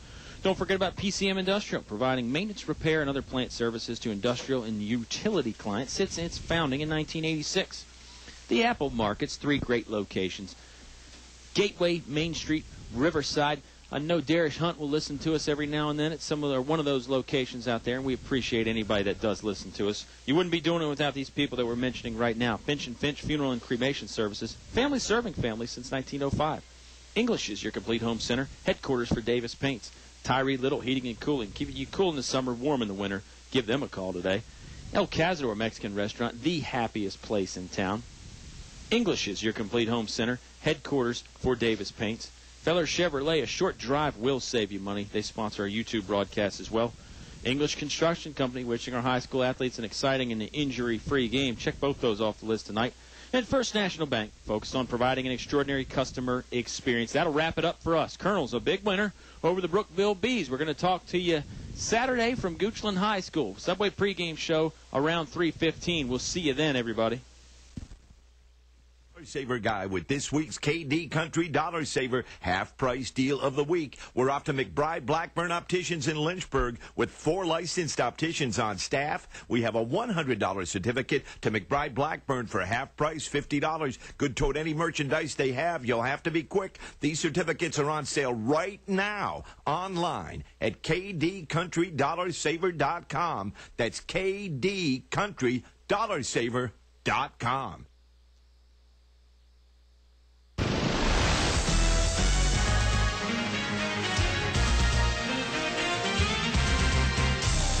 Tonight's game is brought to you by the Katy Country Sports Club. Tyree Little Heating and Cooling in Gretna, keeping you cool in the summer and warm in the winter and comfortable in between. Sharky's Pest Control. Let Tony take a bite out of your pest control needs. Doing business the old-fashioned way. Main Street Trading Company Consignment, now open Wednesday through Friday, 11 a.m. till 6 p.m. and Saturday, 9 a.m. till 4. El Cerrito Mexican Restaurant, Altavista. Throw on a sombrero, shake your maracas. It's El Cerrito time. Authentic Mexican cuisine only at El Cerrito. Steve Farmer Auto Sales, where there's always a good selection of cars, trucks, SUVs, priced right, financing available. That's Steve Farmer Auto Sales, Main Street, Altavista.